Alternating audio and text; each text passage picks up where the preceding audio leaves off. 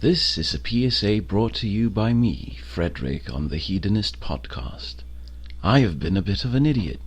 I have forgotten to mention where we got our music from, which is, as always, Sam Natchison, aka Magshift. Thanks a lot, buddy. I owe you one. Hello and welcome back to the Hedonist Podcast. I will be doing a bit of anachronistic choices here today, and I will throw up the latest recorded episode before I throw up the second one that I did with Sam last week. Reason for this is that in this one, me and Jonathan, you are talking about Star Wars, and then we went down to the cinema, and we fucking got walk-in tickets. So I saw Star Wars Episode 7 yesterday, which was a nice film. It sort of restored Star Wars to its grace. I'm hopeful about the franchise again. Holy fuck. Anyway, yeah, I can definitely recommend you to go see the film, but I can also recommend you to stay the fuck away from the 3D version. 3D is a piece of shit medium. It fucks up your experience. It kills the fidelity of the film. It is just a bad fucking choice for any filmmaker to do that. And the only reason I think that Star Wars has a 3D version is because Disney wants to make some money on a fad that doesn't even fucking work. Basically, I am hoping that we all can band together and boycott every fucking 3D screening of a fucking film, and hopefully phase that shit out of the fucking just phase it out of the fucking movie market to save the film industry, because it's fucking despicable. Apart from that, just go fucking see the film. Anyway, yesterday right now, the podcast is guested by a friend of mine named John Yu, who's a great fucking guy. We discussed modding in the beginning. Just get past that one if you have no interest in modding your games, and we will be on about other shit as well.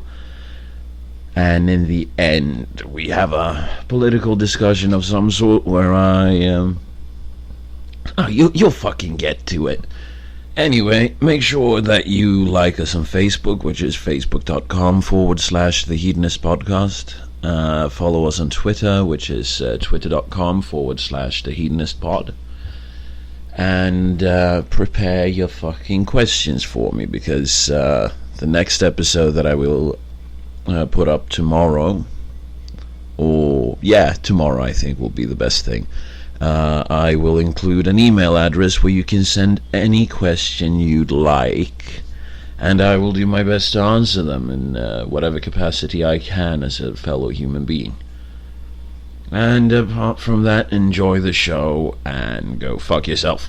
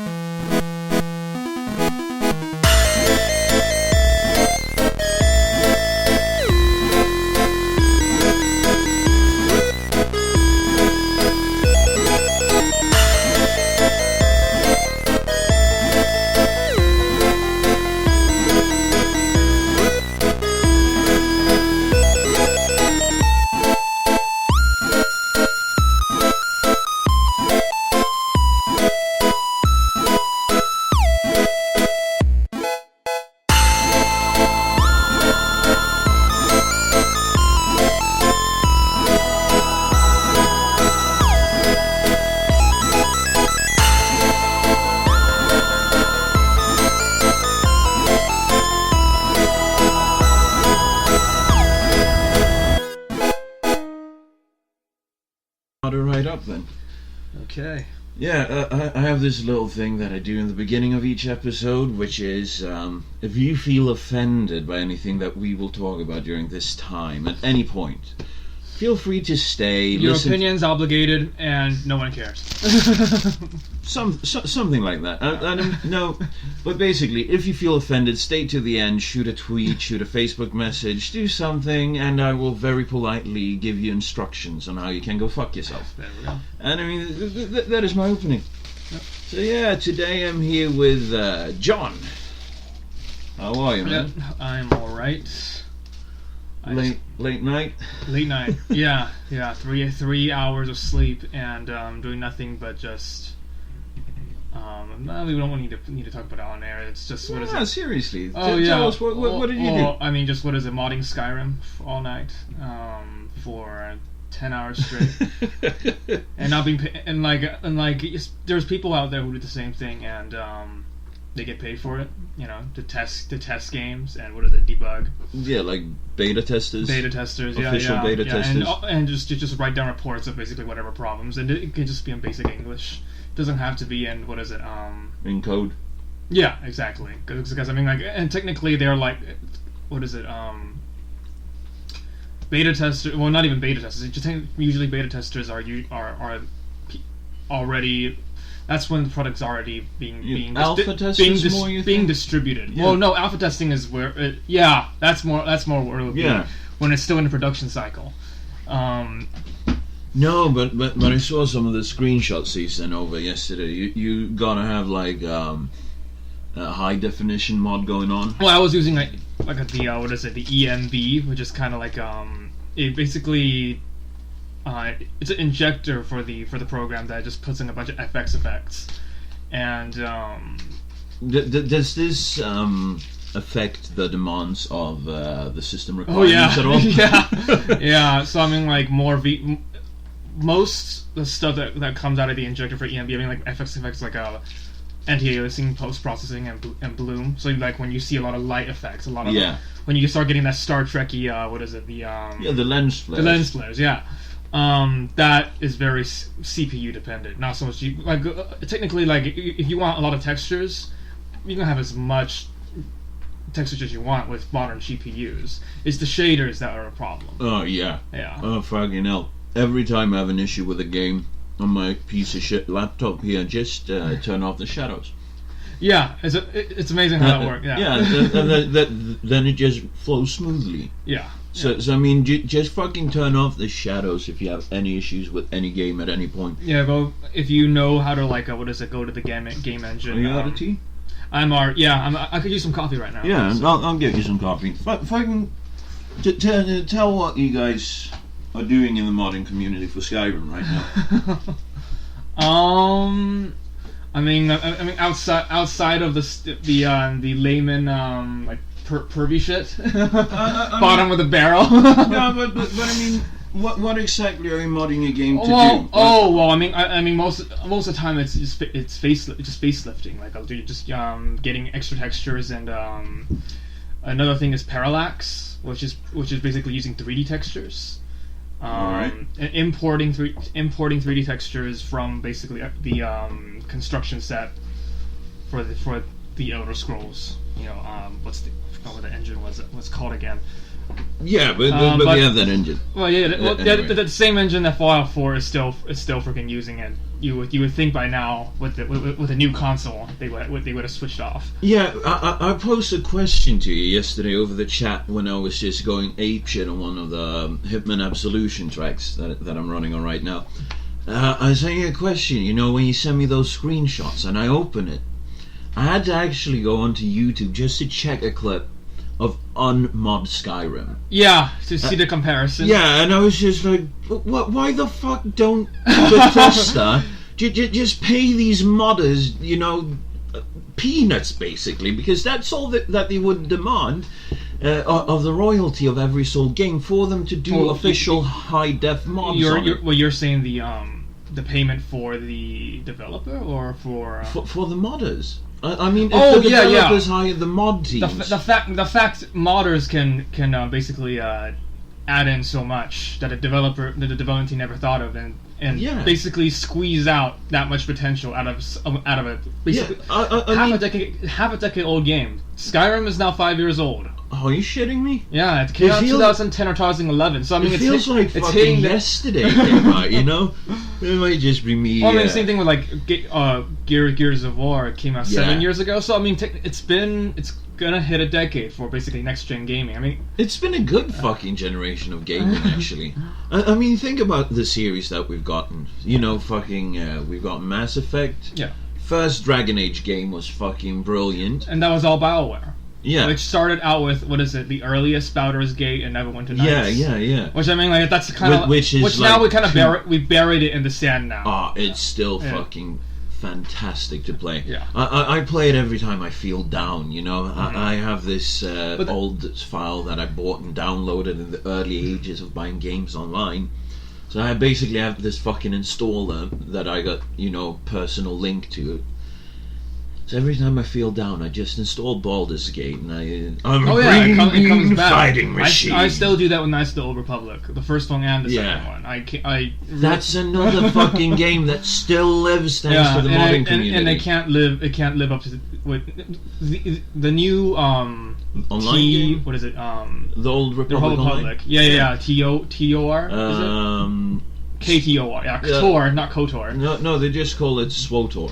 SWTOR. Yeah, SWTOR. So it's Tor. Tor, yeah.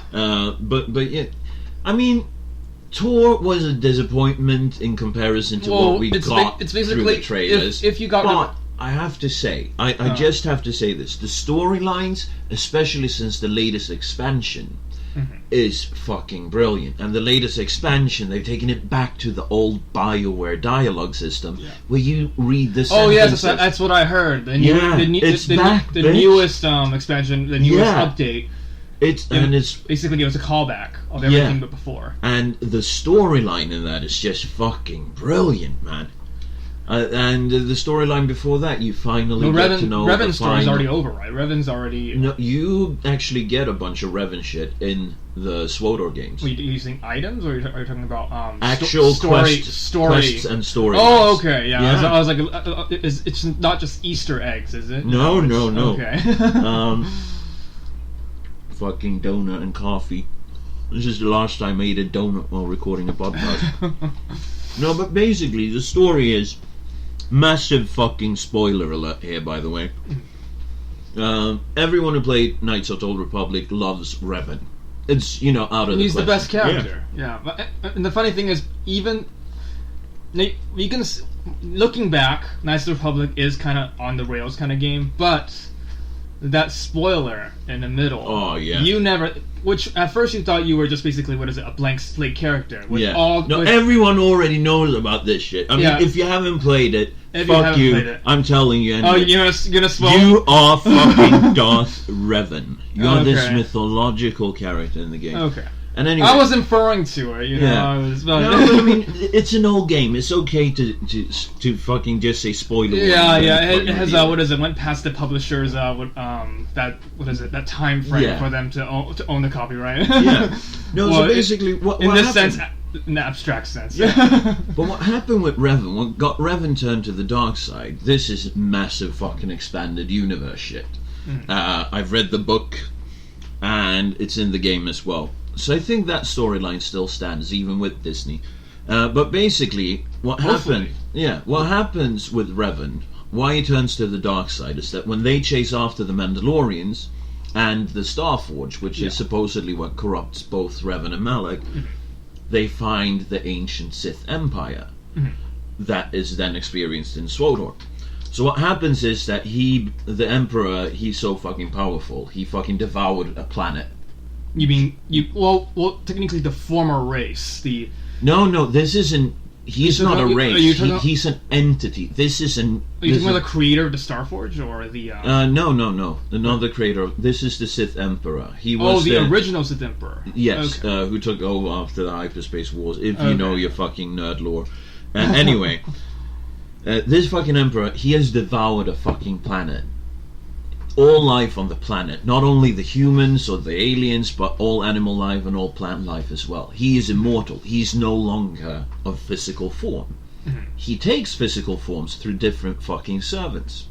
So one of the storylines he's omnipresent, but yes, basically chooses messiahs as this like harbinger of doom. You know, it's basically like the Christian God with Jesus, but basically Christian God with Jesus. Basically, yeah. So this fucking being fucking corrupts Revan, right? And Revan goes back because he has the knowledge about the Starforge, and the Emperor's like, good. That means that my Sith Empire can return to the galactic stage a lot sooner and just conquer this hateful republic. So Revan goes on his fucking campaign, but due to betrayal from Alec, that shit falls apart. And then in the end of the game... Wait, did Revan have knowledge of the original Sith Empire in that... That is what drove him away. Nightmares about that. This is explained in one of the book, which is basically just called Revan. It's Drew Karpyshyn who has written it. So I mean, you should you should read it. He's the creator, because this was never hinted at in any of the I guess the games. If you can call that canon. This is canon. To that canon to that I guess micro universe of the macro universe of Star Wars. Because some people don't consider. Well, it used to be that KOTOR wasn't addressed as part of the canon for Star Wars, but now they're slowly absorbing it, and with the fact that the franchise is bought out by different directors and different distributors. I'm looking forward to the future of Star Wars, by the way. But they're only going to look at possibilities. They're not going to say, "Oh, we can't use this." This story that has been basically written by other writers before. Yeah, I think that Disney is the best thing that happened to the Star Wars franchise. But anyway, what happens to Revan then is this is spoiler alert all the way through. So, I mean, you will just have to listen and try to guess where we are if you don't want this spoiled. But basically, after the game Knights of the Old Republic, he goes back out into the unknown space. First of all, in the game, either or, you save the Republic. Yeah, that's the canonized version. Yeah, you save the Republic, you save Bastila. Or you severely cripple the Republic, but the Republic still survives. But it just kind of get left off there. The canon makes more sense because if the Starforge was not destroyed, basically the story goes on with you being the biggest badass in the universe. You will not be a galactic emperor. You will be a universal emperor. Yeah, and we wouldn't know where to go with that. It's like Superman, and okay. Yeah. No. Who else can we get to fight this guy? Something bigger. Yeah. So the canonized story is basically him going to dark space. He meets up with the Exile, which you play in the second game, and they then go to Dromund Kaas, which is where the Emperor was last seen. So they make up a base camp. They team up with a disgruntled Sith Lord who wants to kill the Emperor because the Emperor is leading the Empire to ruin according to his worldviews. Is this back to the literary series? Yeah, this is in the literary series. Okay. And basically what happens is that Revan and the Exile lures the fucking Emperor out into the woods where they try confronting him. But the disgruntled Sith Lord, he sees that these motherfuckers isn't going to succeed. There is another one, and that is then hinting to the game, the Jedi Knight storyline. But anyway, so he just fucking backstabs them. He backstabs the Exile, murders the Exile, and then Revan is crippled, and Revan is taken into something called the Eternity Vault. Oh, wait, this is not in the books. This is in the book. The book builds the storyline for the game. I thought this scene was actually like in the games too. Yeah, and now I'm coming to the game. Okay, all right. So in the game, or the mass online multiplayer, the MMO. Yeah. You basically have one of the old quests. It's not a story quest. It is a flashpoint, which is basically a raid. You free him. Then he has an entire expansion which is called like the Shadow of Revan, where you get to know what actually fucking happened with him in the end. I haven't played that yet. Oh, you mean when you left the Outer Rim? No, in the SWOTOR. SWOTOR is like a millennia after Knights of the Old Republic. Okay. It's like 3,400. Yeah, because right now I haven't played that much of the Old Republic. Right now I don't know where we are. We're going from the books to the game series to I know, to it's the good that MMO it's series. confusing because then the people have to piece the morsels together. Yeah, and I think it would spoil it. So basically, because right now we're talking like what is it, Mad Prophets? Like they don't know what the hell is going on. That's good. That's very good. Because that might be entertaining to someone, just hearing the mad rambles of a Scandinavian and an Asian guy. Yeah, talking about the theosis of a Sith Lord. Yeah. No, so his rise to godhood. Yeah. No, but then you have the fucking Emperor, and this is what I think is brilliant fucking writing from the side of BioWare in making him this entity. Because it's always hinted at that he's this undying entity. He's the main villain in the Empire for the first like 50 levels, the released game of SWOTOR. Then you kill his physical body. But there is still the Emperor's wrath. That is the Sith warrior storyline. So you know the Emperor isn't gone.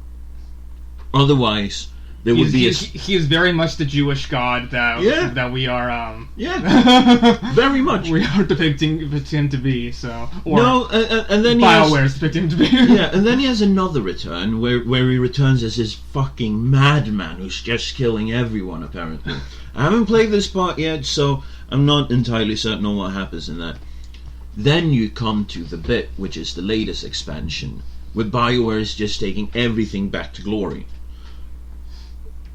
The Emperor returns as an emperor of another fucking civilization. And this is in another timeline, or it is in the SWOTOR timeline. Okay, but still in that era, yes, the Old Republic era. And all of a sudden, the Republic and the Sith Empire must join forces against this new empire that has appeared, because they are so much more powerful than anything ever seen. See, this is what I do love about what I guess you can say it's the extended universe. So now expanded universe. Expanded universe. I'm sorry, yeah. But I mean, KOTOR is starting to becoming more, since it's so mainstream. It's starting to it's not so much referred to as the expanded. When people talk about the expanded universe, they usually talk about things that are after episode 6. But that and they're not. They aren't in media format. They're usually book format. Books, fan fiction. No fan fiction is ever counted as fucking official expanded universe canon. Well, but the authors of the books who are, I mean, they were approved by LucasArts, but that doesn't necessarily mean what they say is generally. But that was something the best elements for the series. Yeah, but that was something that I found beautiful when they started writing the New Jedi Order era, because I used to be this huge fucking Star Wars fanboy, and then the prequels came. Yeah. And then I grew up, and then I started analyzing the prequels, and I realized, what kind of shit they are. Yeah, but basically, well, see, the world that George Lucas created was fantastic.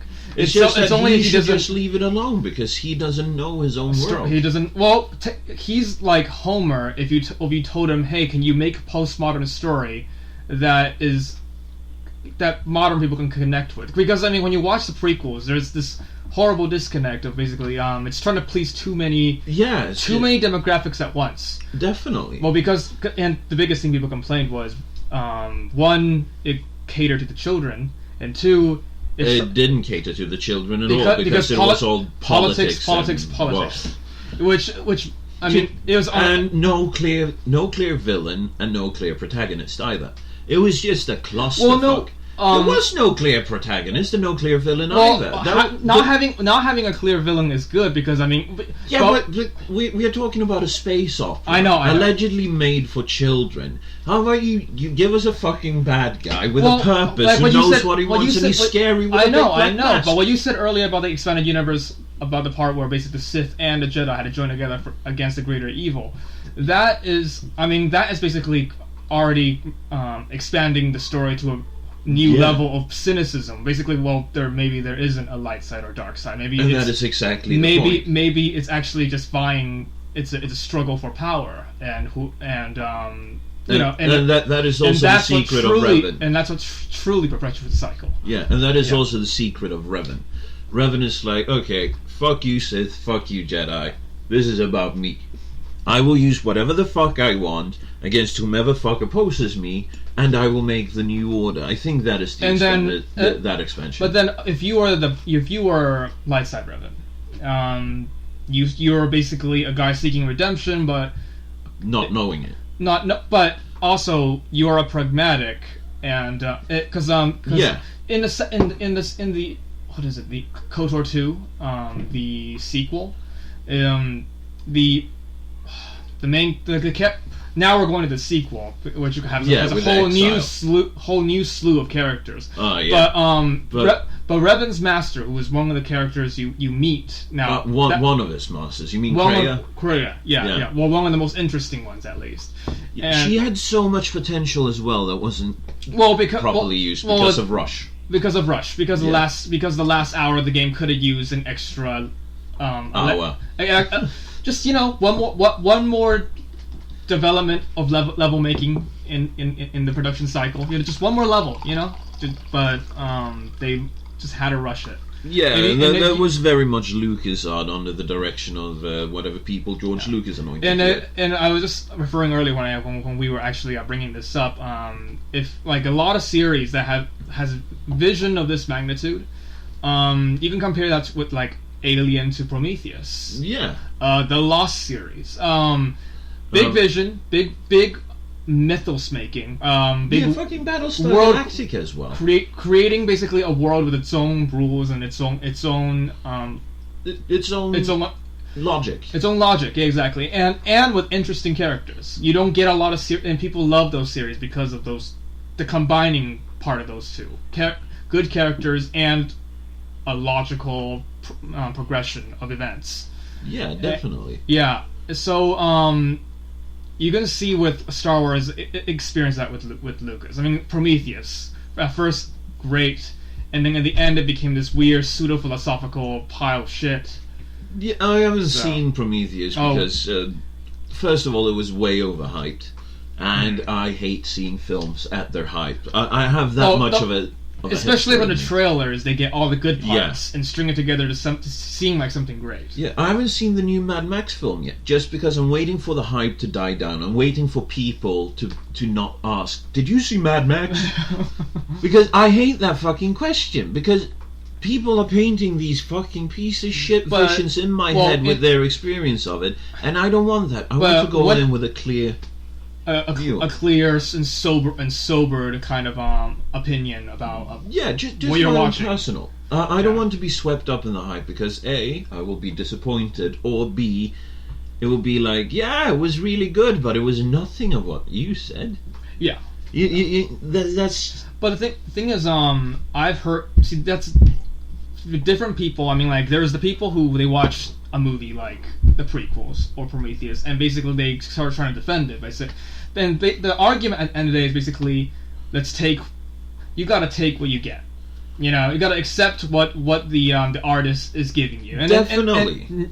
But no, we shouldn't do that. We should not accept whatever the artist gives. We can critique it. We can say something's wrong about it. Yeah, of course you can. But that is the thing about art. Most of the people who defend the prequels most people that defend the fucking prequels to Star Wars say, but dude, I grew up with it. And it's sort of, yeah, I grew up with being beaten. I don't remember that fondly. Yeah, exactly. I mean, are you retarded? Yeah, that's nostalgia. It's yeah, but nostalgia is nostalgia. I'm not saying it's okay. I'm saying it's foolish. Yeah, I mean, I was very nostalgic about the Mighty Morphin Power Rangers. You remember that first American series that you got, which was a mixture between the Japanese. Nostalgia is good as long as you can admit that it's a guilty pleasure. Yeah. No, I went in and I watched this old fucking live action series. And I was like, what the fuck was I thinking as a child? Was I retarded? No, because you're your taste for what is good in cinema was very limited. I saw the your highs and lows were very narrow. Like at that age, seeing a bunch of robots, turn into a giant android. Mega sword. Yeah, that was so fucking. I remember one of my friends. He lived like a mile away from where I live. I'm just not android mech. My brain is kind of going here and there, but continue. Yeah, but we were we lived like a mile between each other, and we always watched Power Rangers together, and our only wish was to get, like a proper fucking Megazord toy. Oh, he fucking got one for his birthday. That was one of the first toys I ever got when I was a kid. Yeah, I never got that one. We weren't that rich. It's either that or Pikachu. No, so basically he fucking called me and he was like, "Dude, I got Megazord," and I was like, "Sweet, I'll be right over." I hung up the phone.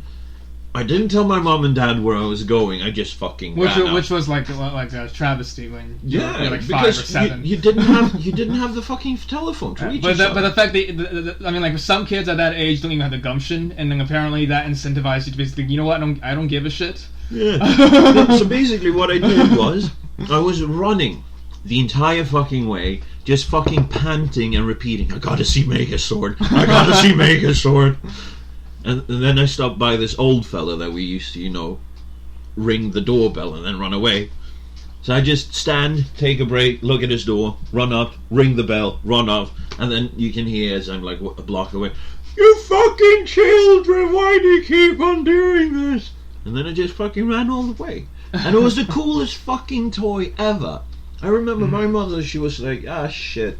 She didn't know she didn't know what's so great about it. Yeah, and also she felt bad that she couldn't give me the fucking Megazord. Oh, because she felt guilty. Yeah. So but it was all right with you, right? So she got me one of these big fucking action figures of the Red Power Ranger. Oh, that sounds bad. Yeah, that was a very good compromise for me at that age. That's still in the same line of reasoning. Like, oh yeah, he likes Power Rangers. I'll just get something else part of the franchise. Yeah. Instead of getting him, what is it? The fucking Megazord that costs like $100. Yeah. Because we had fucking mad taxes on imports back in Sweden during those days. Speaking of toys, I mean, like someone was talking to me how he was.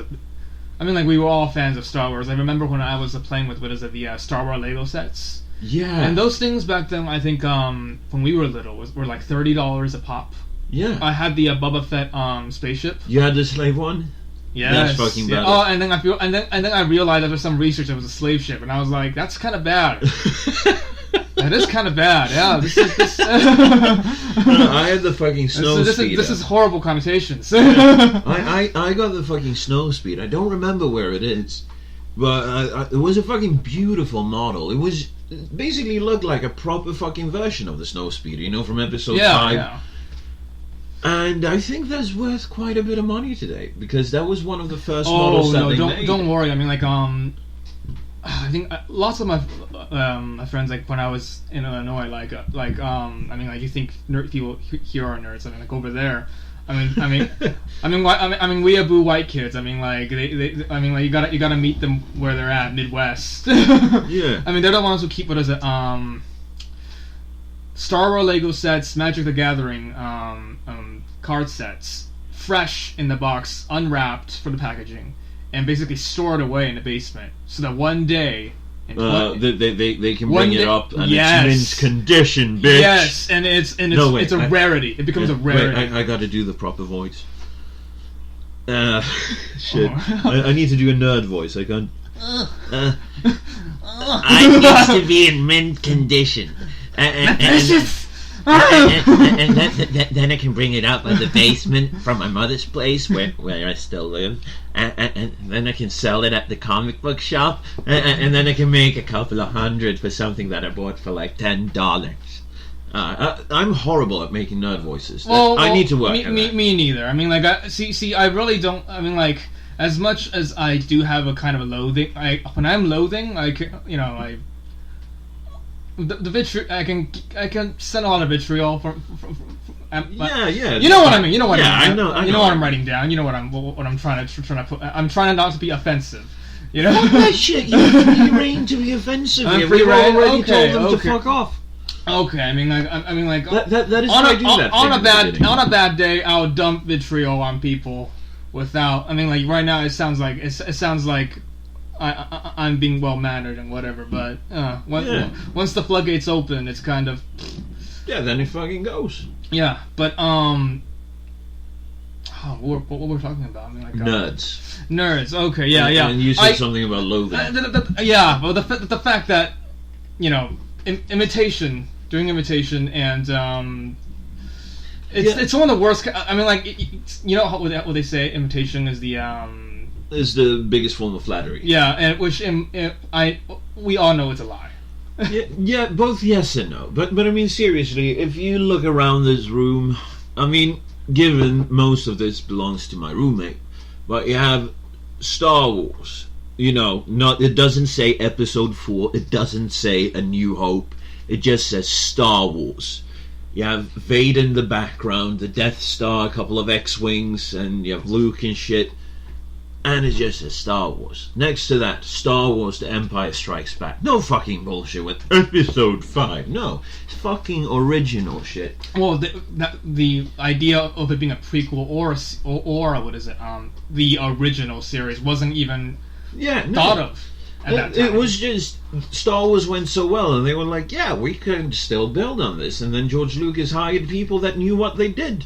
And all of a sudden, they produced the best fucking film in the franchise that I've seen. I haven't seen the new one yet. But which is The Empire Strikes Back. Do you remember first time you saw that? I actually never watched The Empire Strikes Back. You gotta be shocked, and I mean, I am very shocked. So. Yeah, I watched the first New Hope, and then the second half of what is the second installment? The second is Empire. The Empire Strikes Back. I watched, I think, 80% of it. 80% of it. Yeah, that's good. Then you at least know that. And then of course, Return of the Jedi. Yeah, scratch that. It was a third installment that I did not watch. I think I barely. You haven't missed that much in that one, actually. You know, the storyline is nice, but then they have to stick in these fluffy teddy bears everywhere. Okay, so all I needed to know was Luke screaming, "No!" And that's it. That's basically that's all I need to know about the rest of about how the series ended. Like, okay. Yeah, I mean, the Empire, you have that famous scene when Vader chops off his hand, and he goes, "Did Obi-Wan tell you what happened to your father?" Well, we all know that and he's one. like, yeah. "He told me enough. He told me you killed him." "No, I am your father." And then "No, that's not true. That's impossible." You see, this is actual flattery. I know the fucking lines, and I'm making the fucking voices. But I mean, but you get. I'm a huge fucking nerd. You spent 10 hours modding Skyrim yesterday. Yeah, You're a huge fucking nerd. Of course I am. I mean, we're basically like self-loathing Jews right now. Oh yeah, exactly. Well, I mean, I guess the way we are approaching it is kind of in the meta. We're making fun of ourselves, kind of. Yeah, I think that is right. But dude, I want to take a cigarette, so let's take a cigarette break. I have to turn on the fan, and I don't want that leaking into this. But we'll put in some fucking music here, and then we will be back right after the music. Right, for sure. Bye-bye.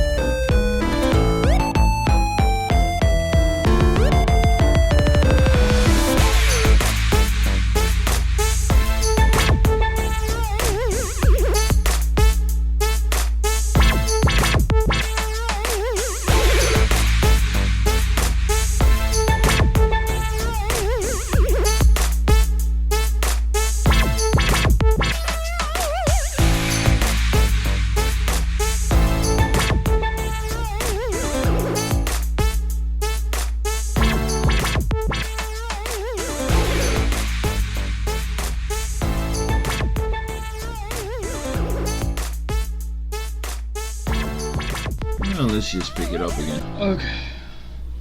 No, but we were talking a bit about the expanded universe. Yeah. Again. And you said something about the Use and Vong of the New Jedi Order? Yeah. Since we're talking about big enemies. Yeah. Big adversaries that came after basically the Sith Lords and such. Yeah. No. What was your critique against it? Oh, that there are some fans who basically they just assume that the use of Vong is an excuse for LucasArts to basically make a third wheel baddie. Because the time when the two Sith Lords the rule of two. The rule of two was over. Well, at least over for that for as they knew it during the original series. There is the prequel before the prequel ever came out and expanded that. Yeah, there is a fairly interesting story about that. First of all, this is what it took to kill Chewbacca. Did he sacrifice himself? Basically, what happened in the expanded universe was first fucking book. I think R.A. Salvatore. He's a famous fantasy writer. The guy who he wrote Drizzt. Drizzt. Yeah. He wrote for a lot of the Dungeons and Dragons series. Yes. He's one of the most used. He's known a by very name. good author. He writes way too many books. Yeah. You see his names all over in the pulp.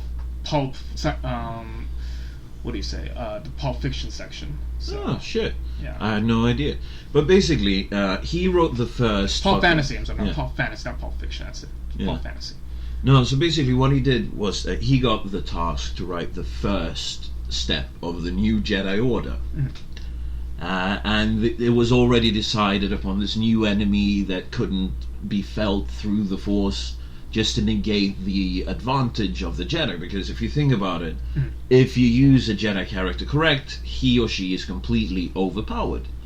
Because they have fucking mind tricks, and then they have the fucking laser swords, and if they pick up rifles and start fucking guiding projectiles through the Force, all of a sudden you have the meanest, you have the Green Berets of the Star Wars universe. Particularly, I mean, this is just telekinesis in any fantasy universe. Has to be the most powerful. Yeah, and then not only power that, of all time. but if they just succumb to a bit of anger, all of a sudden they can blast lightning from their fingertips. Yeah, exactly. You know, it's just so overpowered if you think about the concept of a Jedi. And this is or boil someone's blood in their veins. I don't know. Yeah. No, so actually, apparently the Sith never thought of that, which is a much more evil way to kill someone. it would be fantastic if that would be a scene in one of the Star Wars films. It's a little too gruesome, too dark. Well, I mean, it all depends. For that series. I'm saying for that series and its audience. If you watch it through the episodes system, absolutely. But you have all of these openings where they've said that we're going to release, Star Wars films on the same schedule that we release Marvel films, because Disney owns Marvel as well. So there will be loads of, standalones in there. You will have probably a Boba Fett so they're actually going to have smaller stories. Yes, that is just going to be clusterfucked about in the timeline. Basically, they branch off and come back together again. Yeah. And branch off for once more. Yeah. Just like which is an excellent fucking thing that will happen, because this will give us, I think, a more complex look at the characters. And I think the next film that is coming out next year in the Star Wars universe is going to be like the Ocean's 12 of Star Wars, or the Ocean's 11. What I think. Yeah, like experimenting characters that way. Yeah. Where the plot isn't just let's fight a galactic force that is to be but actually what that happens, is not to be trifled with. Yeah, but what actually happens in the universe? Yeah, oh god, it's very funny, but I mean small, like in the like. You can still have it epic. It just doesn't have to be on a galactic scale. If you take it... In KOTOR, because KOTOR was a RPG game, it actually introduced a lot of that, where there were a lot of side stories. Yeah, like cool side stories. Yeah, like the fighting with the Exchange, which was basically like a version of the Hutt Empire that became a corporate enterprise. And there's a whole big side story on that, which involves basically in the games, your squad infiltrating a fucking compound, some kind of crime lord's compound, and that's basically like Ocean's 12. Yeah. You don't get that in most of the Star Wars movies because the universe is generally set to be an epic, not a kind of a bunch of side stories that come together into a massive. Yeah, imagine all the. I don't fucking know how to backdrop describe shit. it. Yeah, I mean the heist film is basically going to be how they got the fucking Death Star plans. So it's directly related, but it's a standalone film with a whole different flavor. Yeah, it can be. It'll be more like a spy film than it. Than it is. And I think that can be a very cool kind of setting. And also, I mean, back to the expanded universe and the New Jedi Order. Basically, what happens is that Han and Chewie and one of Han's children, I don't remember the name of them. The whole expanded universe in the new Jedi Republic involves basically the whole posterity of Luke, but they are old. Han is old. Yeah, Luke is old, that's why it's involving most of the posterity. It's basically the family. Yeah, you have to excuse. I don't know all words in English yet. It's my third language after all. It is my third language after all, or my second. Second language? I don't know. I mean Taiwanese and Chinese. What Chinese? Mandarin. Mandarin. Yeah. Taiwanese and Mandarin, and then English. They are related, right? Mandarin, Taiwanese. Yeah. Oh no, not they're related, but there are grammatical differences, and there sometimes certain lingo does not transfer from one language to another. Yeah, it's sort of like Norwegian and Swedish. Yeah, it's more like that. I'd say. Yeah, some people don't like that comparison. They also do, and some people. I'm just trying to relate it to my own personal life. Yeah, exactly. But some people identify Norway and Sweden as two totally separate countries. They are, but I mean they're still Scandinavian. The way that we all spoke. Well, culturally they are very, very intimate.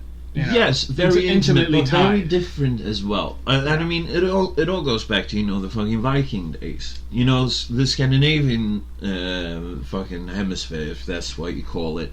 I just like to use big words sometimes. But basically, Scandinavia wasn't, Norway, Sweden, Finland, and Denmark. You had Denmark. You had, I think it was called Birka, certain parts of the Swedish kingdom. And then you had the Norwegian kingdoms under Harald with the fair hair. And then you had people that fled from one of the Norwegian kings and went to Iceland. The fair hair? Like, is that Hårfagra. It basically means with the beautiful hair. Oh. Must have involved a lot of inbreeding. Yeah, I don't know. He apparently his fucking hair was glorious, and all their children. Yeah. Took part of that. Yeah, so. but what happened then during the history was that Norway is the most hostile country to live in nature-wise, because you have mountains just fucking everywhere, and if you don't have mountains you have fucking moorland, but it's up on mountains, and you basically have these plains that are like hundreds of meters, hundreds of yards over the sea level, and then you have the lowlands down by the coasts, which still has fucking mountains next to them. I don't think there's a single completely flat region where you don't have mountains in Norway. At least I've never been there.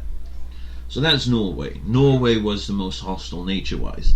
Sweden also very hostile, but it was more foresty and more plains. Yeah. And the further down south you came, the less fucking mountains it was.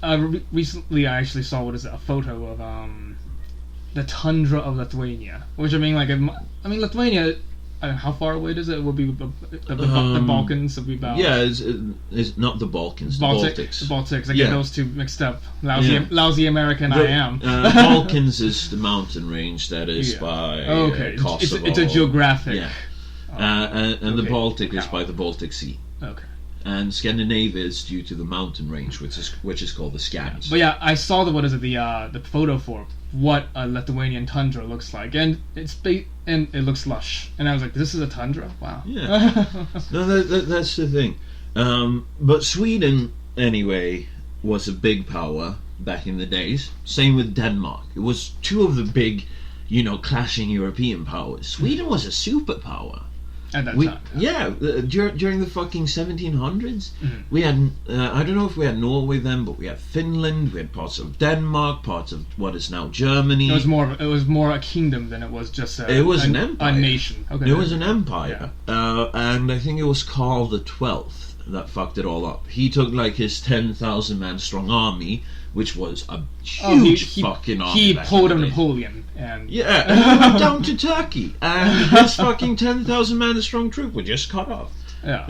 So he was ruling in exile for decades, Mm-hmm. and he managed to lose so much of Sweden that it was, it was beyond rescue. Mm-hmm. We even had the Czech Republic. One of my friends who studied there, they got a guided tour through the city, and the tour guide, he was like, "Yes, and this is this place. And here is where the Russians came in, the Swedes came in, the Germans came in, and we suffered." And it was like that every single fucking place. And my friend, are you saying the common people, or are you saying the Czech people? Well, no, and they suffered. Is he referring to the common people?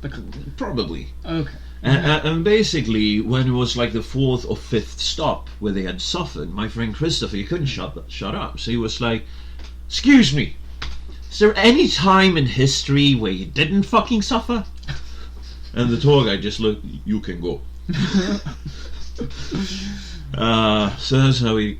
Fucking tangents, man.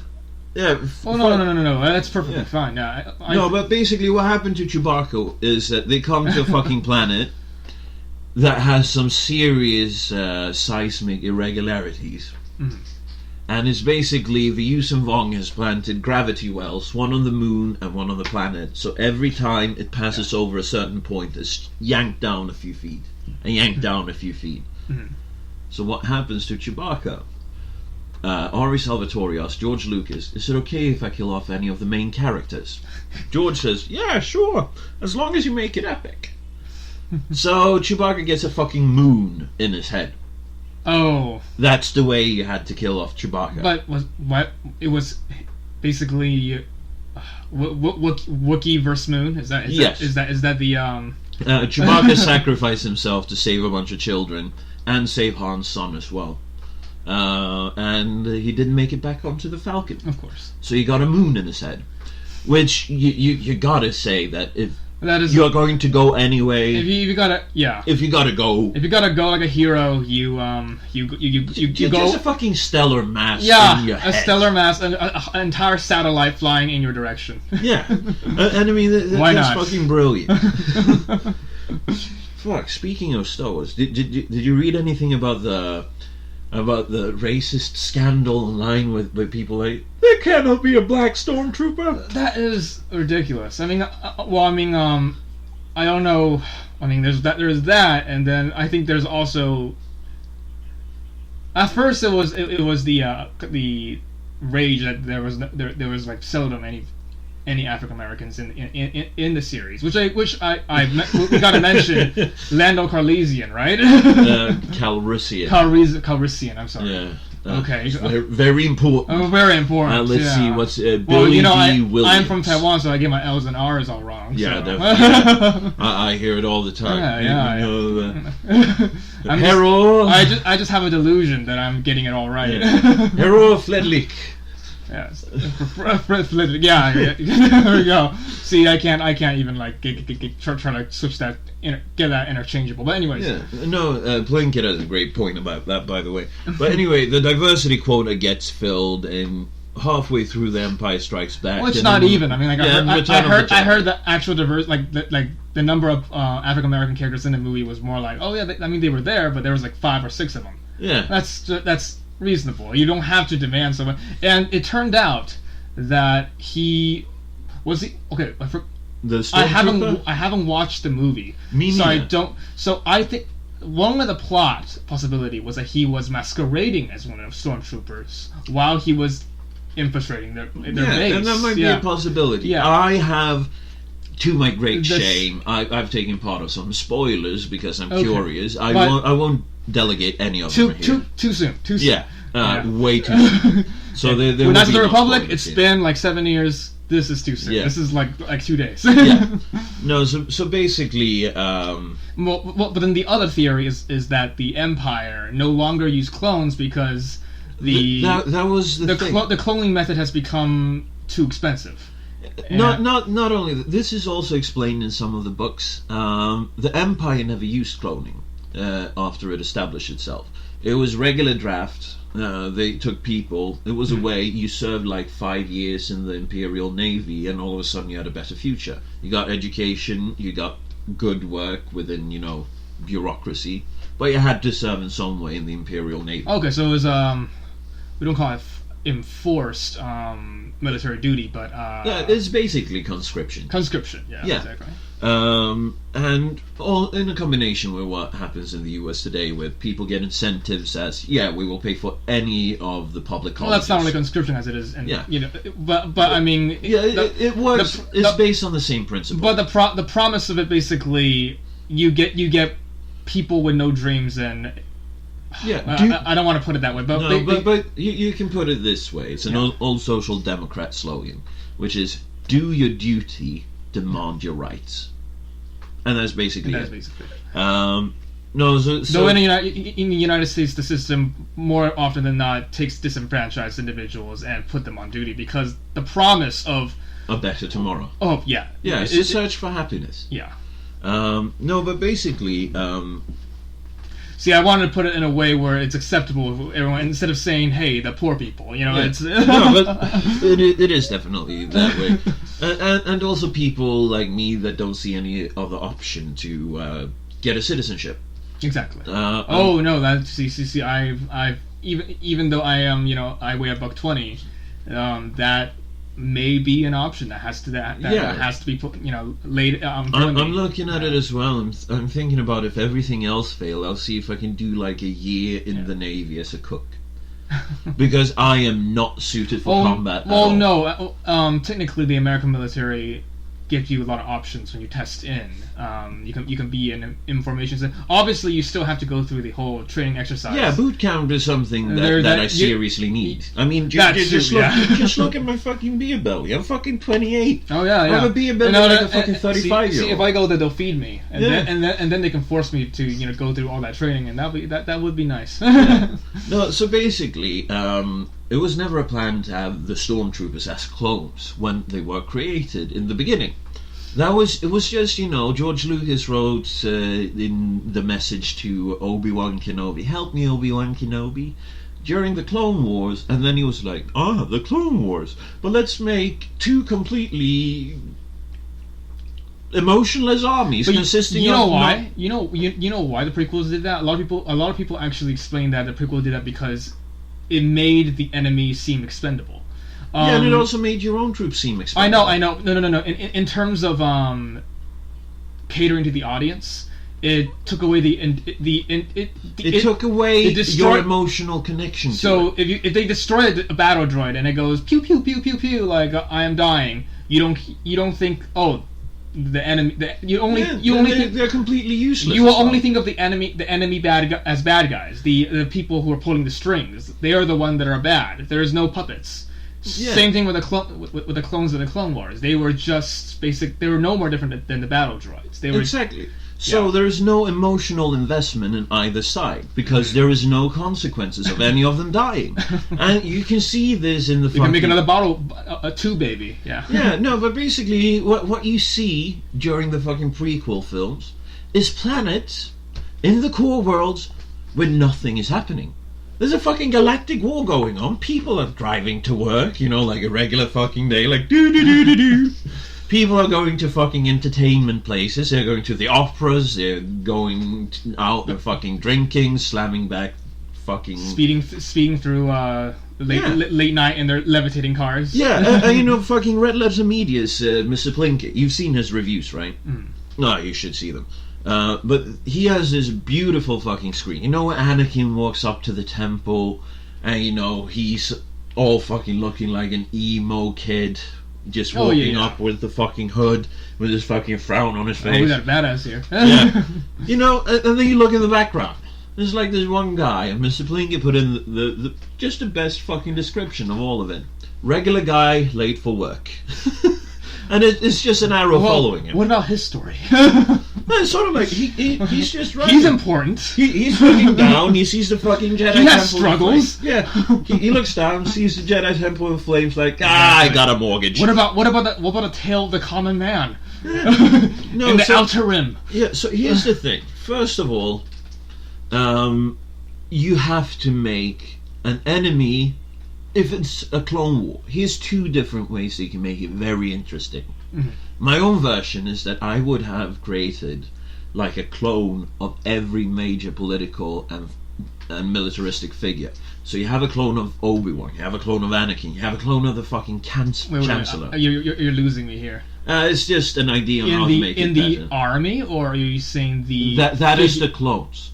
So basically the clones are part of the plot of just replacing these great figures, and by that way having a complete malleable puppet government, and that is the Clone Wars. So Obi-Wan is fighting a clone of Obi-Wan. Oh, that's the twist, huh? Yeah.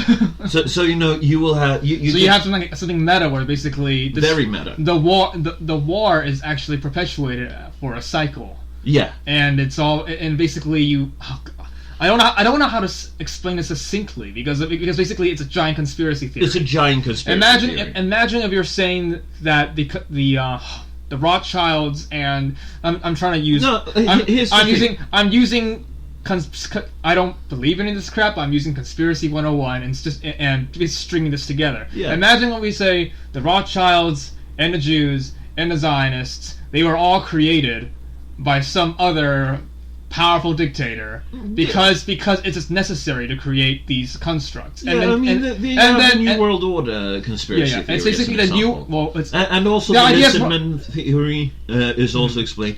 But what I'm thinking of is that you can have these scenes where you take the people from the fucking Senate. You know, you create this relationship with a senator.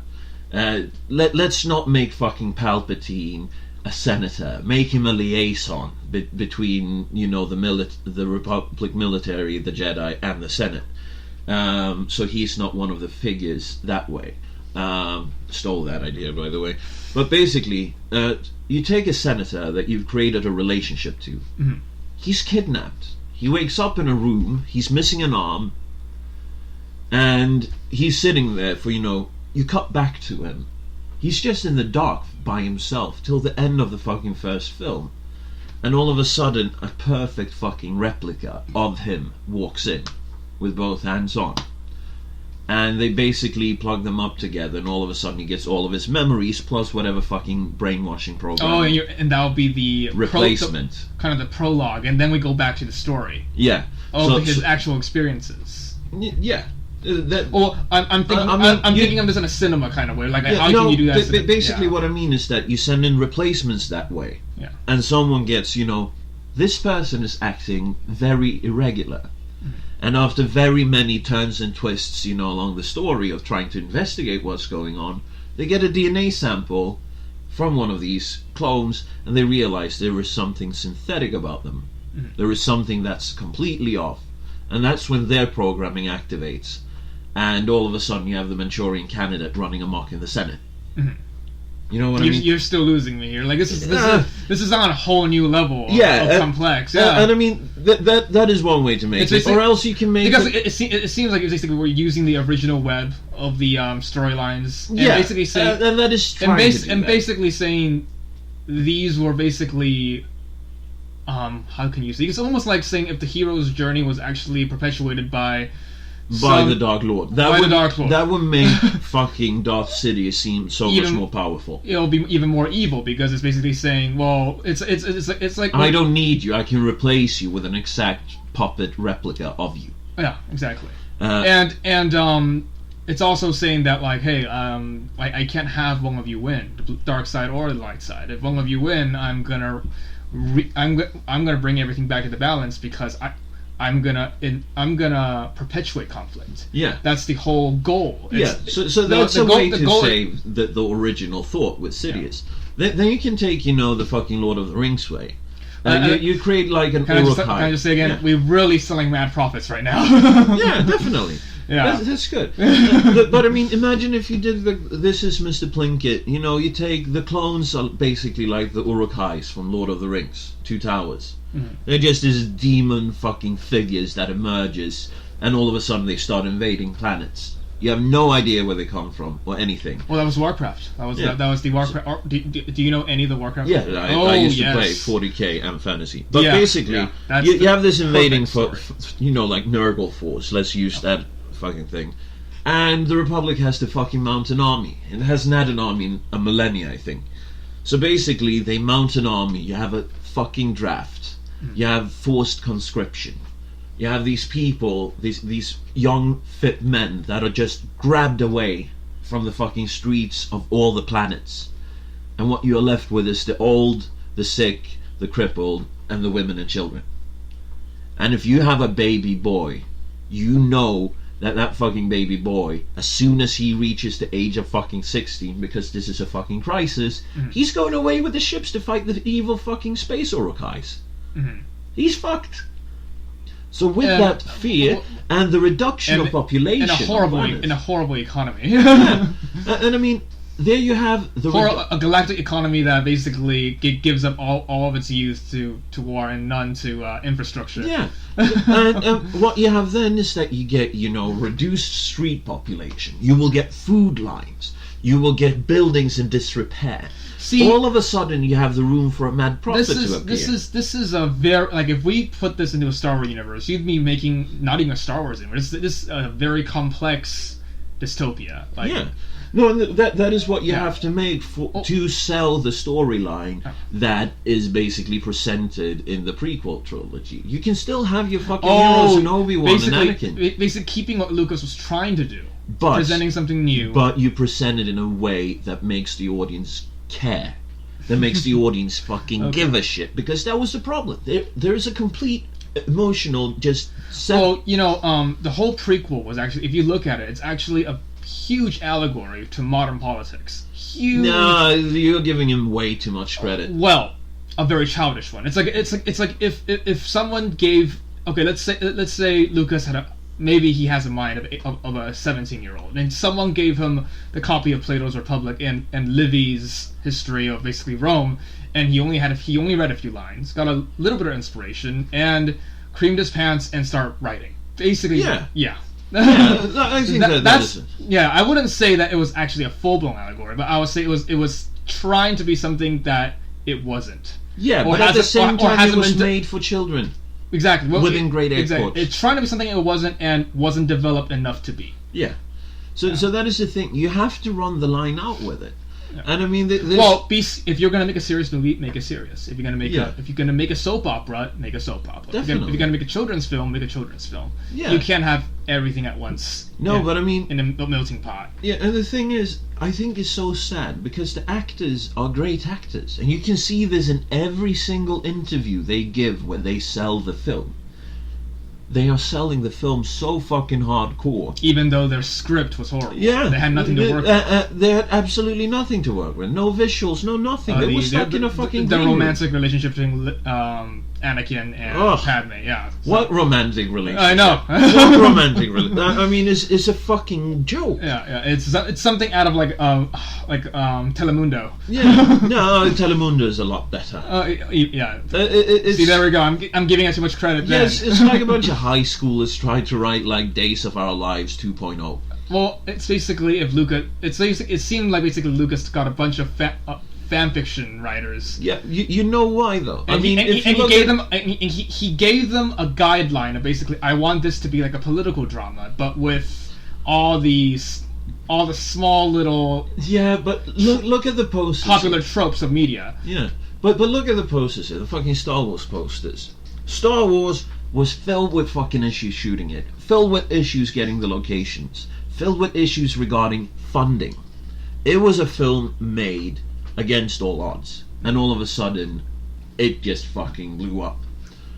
Empire Strikes Back, I don't know what happened to Lucas, but he didn't take part in writing the script. He didn't take part in directing it. I think by then he was pretty happy with the amount of money. Yeah, he already yielded from the previous two he films. got challenged all the way through the first one, second one, third one. He went, you know what? I buy into all of this, but we need something to market to kids. Enter the Ewoks. To sell the toys. Yes. So that is his, biggest contribution to Return of the Jedi. But it says a lot when the middle film that he basically had nothing to do with is the best film that was created in this cinematic universe. The meta film, you saying a new one, or? I haven't seen the new one. It's been said that the new one has basically saved the whole series. Yeah, that I can imagine. But I'm thinking about Empire here. Okay. Empire Strikes Back. George Lucas, he was just executive producer. I think he got like a heart disease or something, and he didn't want to go to Norway to shoot. I mean, So basically, his movies do well when he's not participating. Yes, when they're just using his work to perpetuate an actual story. Using his universe, using what element is inside it. And this is why I think that the J.J. Abrams version right now might be good. Yeah. And speaking of which, we have passed an hour. Do you want to continue for a bit? Yeah, we can, of course. Yeah.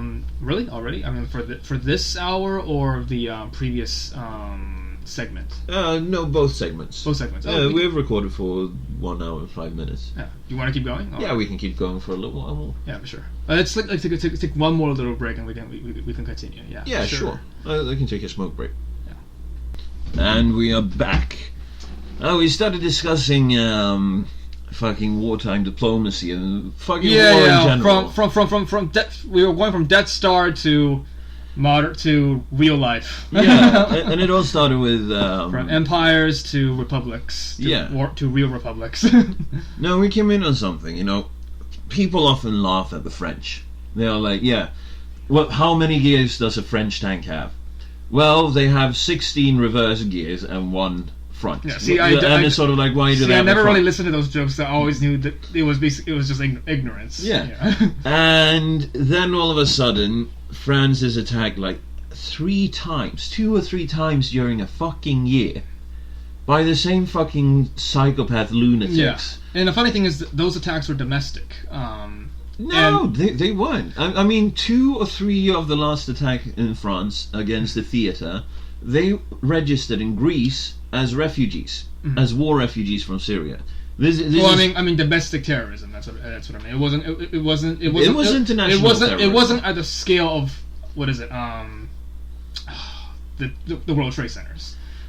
I mean, for all. I'm not saying that there is. It's not as many deaths. I'm not it's saying not as symbolic. I know. There's not that. I'm not putting a quota up here. It's not as symbolic. I mean, they didn't tear the houses down, but they made the fucking life-loving, the hedonistic French people. They stayed in for days in sorrow, and it was like after. No, they're passionate people. Yeah, they're very passionate people. But I have friends that live in Paris.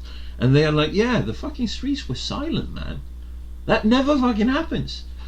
And I've, in connection to this, I found this fucking thing about the French Foreign Legion. The French Foreign Legion is this legendary fucking troop, at least in Europe. It is basically foreigners that want to earn their place in France, but at the same time they like killing people. So they're like, we want to be French citizens, but we want to kill people. So they train. If you cannot run, I think it's 2 miles in under 10 minutes with full fucking gear, you're not allowed to start training. That's the entry specification. As opposed to the United States, where it's I think 15 lifts and like 30 push-ups, and they just go, okay, you're good. You passed the bare minimum. Yeah. No, the bare minimum there's full fucking equipment, run for 2 miles. And you have to do it under 10 minutes. I'm getting all the numbers wrong, but the entry into the American Army is very fundamental. That's but this is the Foreign Legion. The Foreign Legion is completely. Yeah, the Foreign Legion is basically the Navy SEALs the elite gone elite extreme. reserve. Yeah. And, you know, you have a bunch of foreigners, bloodthirsty foreigners, that basically go like, yeah, I want to earn my place in France. So, yeah, they basically go through an extreme fucking training. I've seen a few fucking videos that has been released, and it's just out of this world. And the people in here, they look like combination between rugby and American football players. They are, you know, fucking jacked as shit, but they are huge. It's sort of like, yeah, that guy, if he decided to rape me, I could fight him off for I couldn't fight him off for like 5 minutes, but it wouldn't be a case if, it would be a case when. Running is the only option. Yeah, but even that, he would fucking take me in. You know, he can run fucking... He'll catch up! Yeah. Fucking full gear, run 2 miles in under 10 minutes? And just You're fucked. I guess by then you just kill yourself and say, just rape my corpse. Yeah, sort of like, can I offer you a blowjob instead, sir? That is my solution if I ever get thrown in jail. By the way, you know this fucking classic prison scene. You know? we don't need to go there. No. We obviously are not foreseeing that destiny. I'm not involved in anything that can get me thrown into jail. Very luckily. See, the better part of valor, or yeah. But yeah, basically, these fucking people that are in the Foreign Legion, they like killing. And they don't like claiming honor for it. Mm-hmm. They just like killing, and they kill in the name of France because that gives them a license to kill. So these people... Imagine if jingoists who are honest about what they do. Yeah. You know, they don't say, I kill for Queen and Country, or King and Country, or Congress. They say they kill because they like to kill. They're just doing it in a good purpose. Yeah, and hopefully it helps a bunch of people, but I still like killing. Yeah. It's a horrible scumbag way of looking at it, but... Yeah. But their parade the uniforms... French, that's how they are. But their parade uniforms is basically crisp. I'm not saying that's how they are, but... Fucking hell, my computer's lagging as shit. Oh well, now it's getting back. No, but really? their parade uniforms are crisp white. They have their fucking boots, and then they have their hats, and then they have a brown, very robust leather apron, just so that they won't spill blood on their parade uniforms, and then they carry a fucking battle Which I was axe. saying earlier, it's basically almost like them hailing back the revolution. Yeah. We killed lords and ladies, and we will do it again. Yeah, and not only that, you don't hear about these people in the news, because they're sent into fucking impossible fucking grounds. They have their wine, they have their fucking food that they bring with them, they have their water, they have their weapons, and they're basically put down and they're told, you need to clear out this place. And they're like, oui, okay. And all of a sudden... Just sending a bunch of Boy Scouts, hey, here's what you need, and survive, and... Just take care of this issue for us. Kill with impunity. Yeah, and they kill with impunity. I mean, you don't hear about their operations, because when they are done, they have left nothing for you to find. If there was a village there, it looks like a ruin from like 500 years ago. And you will kind of find like a mass. Oh, hey, look, it's a Sumerian tomb. Yeah, like, fucking hell. I didn't know that the Sumerians did tombs like this. Looks pretty modern. Yeah. And that is basically, you never hear about them, because they are in, they do their job, then they move on to the next place. Mm-hmm. If they are wounded, they go back to France, they heal up, and if they are capable, they just go right back. And they never make it a news. They don't put it into the media. It's like, no, it's suffer silently and be the silent hero. Yeah, because you love killing. Basically, that's it. It's sort of like, I don't know. There's basically no comparison. That's and when you think about it, that's a very noble way of looking at what they do. What they do, yeah. Yeah, and I'm totally taking the fucking French perspective on this, because, oh shit. No, but I mean, what were we going to? We were talking about basically the fact that 3 days after the terrorist attack, yeah, with the 2 gunners, France had enough, yeah. And 2 days later they basically just gave sanction to send missiles and bombs. and bombs. Oh, missile bombs. Yeah, it was sort of basically thermonuclear warfare. No, not really. Well, not thermonuclear, but just thermal. Yeah, it was basically very, very, very hot. Yeah, Francois Hollande and a lot of explosions. Francois Hollande. Shit, I butchered that pronunciation. Fuck it. Mm-hmm. The president, he basically said that France will seek retribution and then we will show no mercy. Mm-hmm. And then all of a sudden, France started bombing the shit out of the Daesh settlements in Syria. Yeah. Then Putin, he was involved in it already. He has been doing that, yeah. You know, he's doing what the West should have done from the beginning. Yeah, but basically everyone finally just made a yay say and say, you know what, you are right. Yeah. No, and this brought my thoughts to... You remember San Bernardino a couple of weeks ago? Yeah, who doesn't? Yeah. You know... live on a rock. What narrative were you presented during that? Oh, conflicting at different times. It changed. It's funny how when you see it, how the new works live stream. Yeah. I watched live streams about that in the beginning. I mean, I didn't actually watch live streams, but over time, when you just keeping up with it, you know, you keep going back, and look at the updates. First, you start seeing Huffington Post saying it's another white nationalist NRA nut job, but no one knew. But it was very clear. It was clearly stated that no one knew the suspects. Yeah, and but then they keep on perpetuating this shit, and then they go, it must be a white extremist, it must be an NRA gun nut, it must be someone that is a Republican. Yes. I remember a couple of friends posted on fucking Facebook, this is Trump's fault. And I was like, what? How the fuck is this Trump's fault? We don't even know who it is. They were leaping at an answer they want too soon. And you know, so many fucking progressive tweeters as well. I kept up on Twitter during this time. I think conservatives and progressives have this problem, especially people in the United States. Yeah. They look for answers they want. Yeah, which is why I'm a classic liberal. I do not belong to any modern liberal. Yeah. But basically... I even saw one of these progressive fucking shit for brains.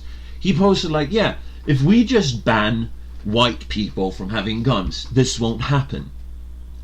Then all of a sudden they found out, wait, it's actually Arabs. Exactly. All of a sudden, the entire progressive media goes like, well, let's not draw any hasty conclusions about this. And I watched CNN, and the funny thing is CNN was actually being objective, or at least... And the funny, after they found out that they were Arabs. Yeah, but as long as they suspected it was another white guy, they jumped the fucking bandwagon. Well, the liberal media, like Huffington Post, Raw Story. They aren't liberals. They are progressive. They are neo-progressive. Yeah. Well, they're called depending liberal. Depending on the definition we are using at different shores. Yeah. So, but I mean, they aren't liberal according to they are progressives. They are neo-progressives. Yes. It's collective first and no room for individualism. Yeah. Basically. But as soon as they found out that, wait a minute, this guy actually has brown skin, all of a sudden it was like, let's not draw any conclusions and his here. name was very, very... telling. Yes. So was his wife, who apparently came in. They discovered that she came in on a legal status. Yeah. Because they were married. Yeah. They were on a marriage status. Yeah. And I mean, I remember I watched one of the live streams from CNN, I think. Mm-hmm. And the fucking anchor, the news anchor, I already knew that the guy because the white hair dude with the silly beard. Yeah, I think so. He was going so far out of his way to not say Muslim. Yeah. To not say Muslim extremist. He kept on saying he's of Arab descent, and he kept on... CNN, obviously, they have a rule book. Yeah, of course they do. They have to spin a narrative that fits their fucking bill. But you...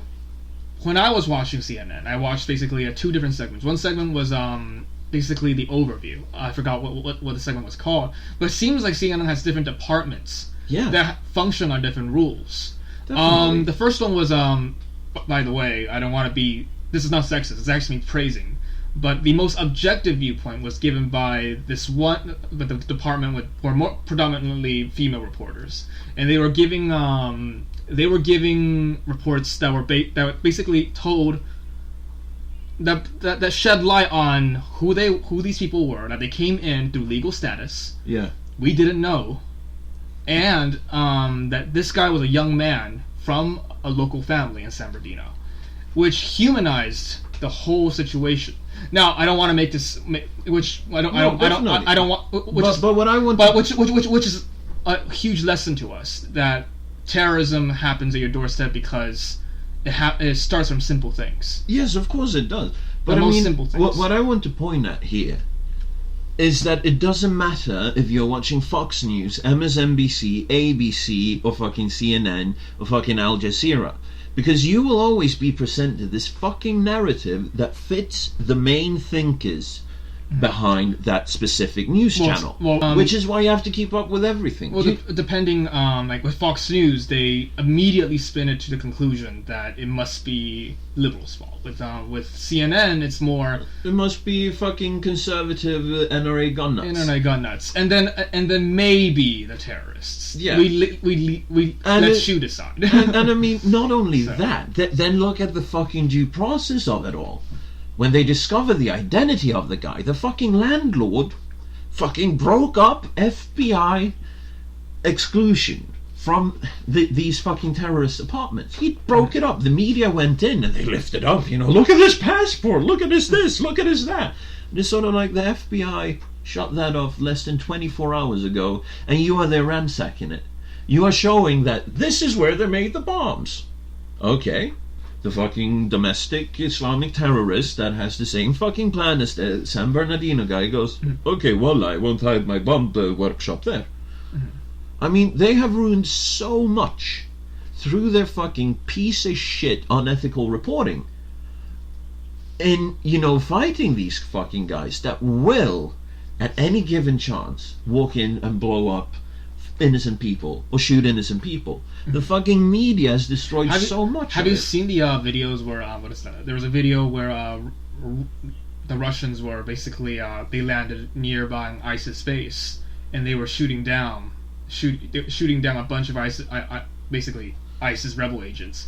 And I haven't seen that. It was footage basically taken by actually the ISIS agents themselves. They thought they were going to get out alive or not captured. And it was the most embarrassing thing you can ever see. It's like seeing a bunch of high school students with guns fighting organized trained operatives. Yeah, you don't want to fuck with the Russians. First of all, they're fucking crazy. Second of all, as they march through your country, they will sing, "Who lives at the bottom? Da da da da da. SpongeBob SquarePants." There's videos out there. See, I think the worst kind of way to instill fear in your enemy is to have fun, humor. Yeah. That's the darkest thing. Yeah, it's not hate that makes people shake in their boot. It's actually glee. Yeah, and I mean, just imagine you have a fucking squad of fucking crazy vodka drinking Russians. They're just marching through your village. You are one of the spies trying to map it out, and they're marching through singing, "Whoa, whoa, whoa, go ahead in this bedroom, man." I mean, there are videos of them doing that shit as well. They're singing fucking bad Romans while marching. Trolling the enemy. Yeah. To submission. If I were the enemy force against these fucking Russians, I would be like, okay, I need to fucking get out of this shit. I need to get to Sweden. At least they will be nice to me. Have I told you about how the Sweden treat returning terrorists, by the way? Oh, very gently. Oh, it's not only gently, it's fucking preferable. Here's what Sweden does for everyone who's not caught up in the idiocy of Sweden. Well, the reasoning, I bet, as with all, I guess, what people call themselves forward institutions, is that it is not their fault. Yeah. It is the regime, the infrastructure that was missing that caused them to be pushed into. Yeah, and that is what they're saying. But that's the narrative. That's the narrative. Which the narrative. Obviously strips the individual agency of these people who have perpetuated these crimes. But basically, this is how Sweden treats returning ISIS terrorists, or any returning terrorist fighters for that matter. They are tidying up this finally. But if you feel marginalized, living in the suburbs of Sweden, suburbs in Sweden is basically like downtown areas, like South Central LA. The suburbs is our ghettos. You're a marginalized refugee. your family came there because they fled from the war in Afghanistan. Let's say that you're Afghani. And you're sitting out there, you don't get a job, you haven't learned the language properly, and you basically just get welfare money. You feel left out of society, and you have these constant fucking repetitions of, yeah, you should join us, brother. Join our fight against these fucking kuffars. Just join us. Which is odd because they're already getting they're biting the hand that feeds them. Yeah. So they see that, okay, I have no future here. I don't belong. Okay, I might go there because they want me. Mm-hmm. Sure, they're doing horrible fucking things, but when I return, because I think I will survive and I will return, I will get therapy. I will get an apartment, and I am guaranteed a state-sponsored job, sponsored by tax money. And until they have provided me with that job, I get basically that salary for that state-sponsored job in welfare money. So basically, what you have to do if you're marginalized in Sweden... Basically, you're an asylee, even if you are the enemy of the state. Yeah. They're basically saying, so you feel marginalized in Sweden, do you? Well, we have a solution for you. If you want to speed up the process, go down, fucking kill a few children, kill entire villages, smash up the world heritage, take sex slaves from the Kurdish women's and the Yazidi women's, sell them, fucking rape them, and then force them into suicide, and then come back as a normal human and try to be a normal human. And then when you come back, that's good. You've done a service to your home country by doing this. So we will provide you with all the fucking needs that you can imagine. And they're like, well, okay, brother, where do I sign up on paper? I want to go down. I want to make... That was a Russian accent, but I don't know. Wait, I want to go down. I get paper. I get paper. I head down. I make people go boom, and then I come back, and voila, they take care of me. And I mean, that is basically the fucking attitude that the Swedish fucking piece of shit government is fostering. And then people are surprised that we have fucking over 300 people from Gothenburg alone that is in Syria fighting for Daesh. I mean, Sweden per capita produces more jihadi warriors than any other country in the Western world. Even more than Turkey. Which is odd because I mean the whole a lot of the Scandinavian countries being shining beacon of socialism. Yeah, and in the welfare state. Yeah, and which is why can I just cut in? I mean, which is why in a more broad term, the welfare state great for people who are natives of the state. Yeah. Horrible for people who are immigrants who basically. I don't want to put it in a way where it seems like I'm ultra-conservative, but having worked for what they have earned. No, but that is not ultra-conservative. That is the social democrat parole that I told you earlier. Do your duty and demand your rights. Which is, the reason why welfare works so well with natives is because they've taken part in building it. And the tradition is already there, where family has grown over several generations, where they say we have worked for this. Yeah, and not only that, but I mean, if you look, there's enough pressure and expectation behind that. But if you're a new arrival, you don't feel any belonging to the country or anything. You don't feel obligation to the country. Yeah. Of course, you're just going to say, okay, well, I get this, baba, and get then, more children. And then, I'm sorry, I'm making very light of this, but I actually know families that think like this. I used to look up to them when I was a piece of shit kid with a socialist fucking agenda on my mind. This is the ancient. This is it's barbaric, but this is the ancient. Hey, we are peasants, but let's breed and make 8 children so that they'll outnumber the people and work together. Let's franchise. Let's make our own little franchise and. Yeah, basically expand. But if you were to arrive as a refugee to Sweden, you would be offered to learn the language with tax-sponsored fucking classes where you get to learn fucking Swedish. You will get a place to live, and you will get money so that you can buy food on a monthly fucking basis, and you will get money. For each child you have, I think it increases the welfare money you get with about 50 percentage units. Mm-hmm. So there is no reason whatsoever why these people can't integrate based on this. You know what the saying? I don't know what the Swedish saying, but I mean, like, laziness breeds contempt. You know. Yeah, and that is something that has been... and that's exact. When I say contempt, it's jealous contempt, not contempt of being lazy. It's jealous contempt. Yeah, it's basically you have everything you need, but you don't have enough, and you want more. Yeah, and you abide the hand that feeds you. But you want to know how this was in the 60s, the 70s, the 80s, even to the later part of the 1990s. If you came to Sweden, you had to learn the fucking language. Not anymore, right? Not anymore. That's optional now. You got a place to live, and you got fucking food, and you got education, but the Swedish government said, we expect to get this back in form of fucking tax money. Otherwise, you won't be allowed to stay. Mm-hmm. So people from that generation, we're talking about Turks, we're talking about Finns, we're talking about Greeks, and there's one more nationality that I always fucking forget. I think it is... Moroccans? No. We never had that many Moroccans. It's another European... Finns. Fuck it. I don't remember right now.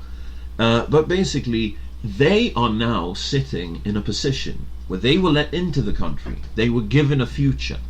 They have worked to pay back the Swedish state for the investment that they made. They are proud fucking people.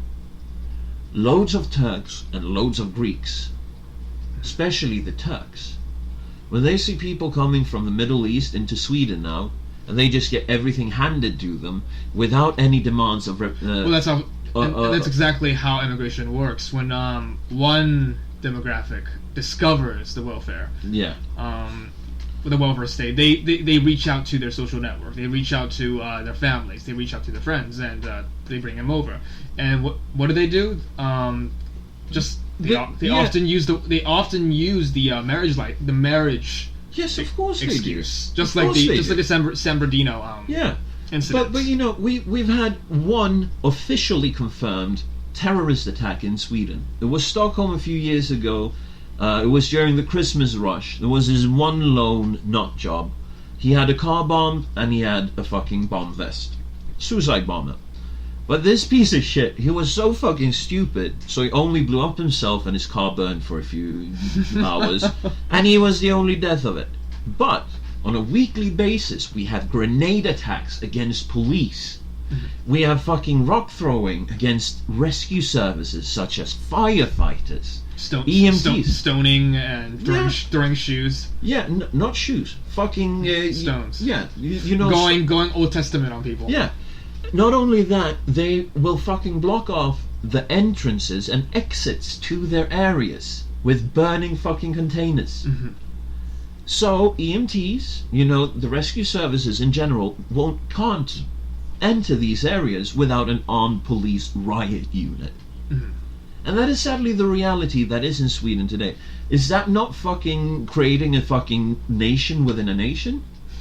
This is, you know, extremists getting their administrative surfaces, criminal fucking administrative surfaces, tribalistically run as well. Certain areas in Stockholm... inserting themselves culturally in other countries. Yeah, certain areas in Stockholm, making their own little ghettos. Gothenburg, certain areas of Malmö is technically no-go zones. And this is confirmed by the police. The politicians will deny this and be like, "Yeah, that never happened." And they just pull out the fucking article on them, and all of a sudden they gotta go brush their teeth. Because that's the way politicians work in Sweden. I mean, there is no other reason than these piece of shit politicians that are basically like, you know, multiculturalism was a decision made by the government in Sweden, by the parliament in Sweden. It was a vote. It was an artifice. Yeah, it was an artifice vote in Sweden that we needed to make it multicultural. Yeah. These people were never asked. The people of that generation, they were like, well, okay, I guess. Well, because we can't do anything about it. Well, because everyone likes multiculturalism, but state-enforced multiculturalism is not the same thing as a natural going on of occurrences today. Yeah. And basically, what I think this was that like putting quotas and giving welfare to the so-called and labeled disenfranchised. Yeah. And I mean, all fair and games, especially during a time where fucking religious extremism wasn't a thing, and where people moved away from Saudi Arabia, when they moved away from these troublesome countries that still hadn't blossomed as problematic areas yet, but they were on the way. In the 70s. They were getting more and more extremized, is that a word? Radicalized, yeah. They were getting more and more violent. I mean, when Abdullah Khomeini fucking went off in Paris, people were like, "Oh shit!" The revolution with I forgot the king of We had many Iranians that came to Sweden during that time. There are so many. What is it?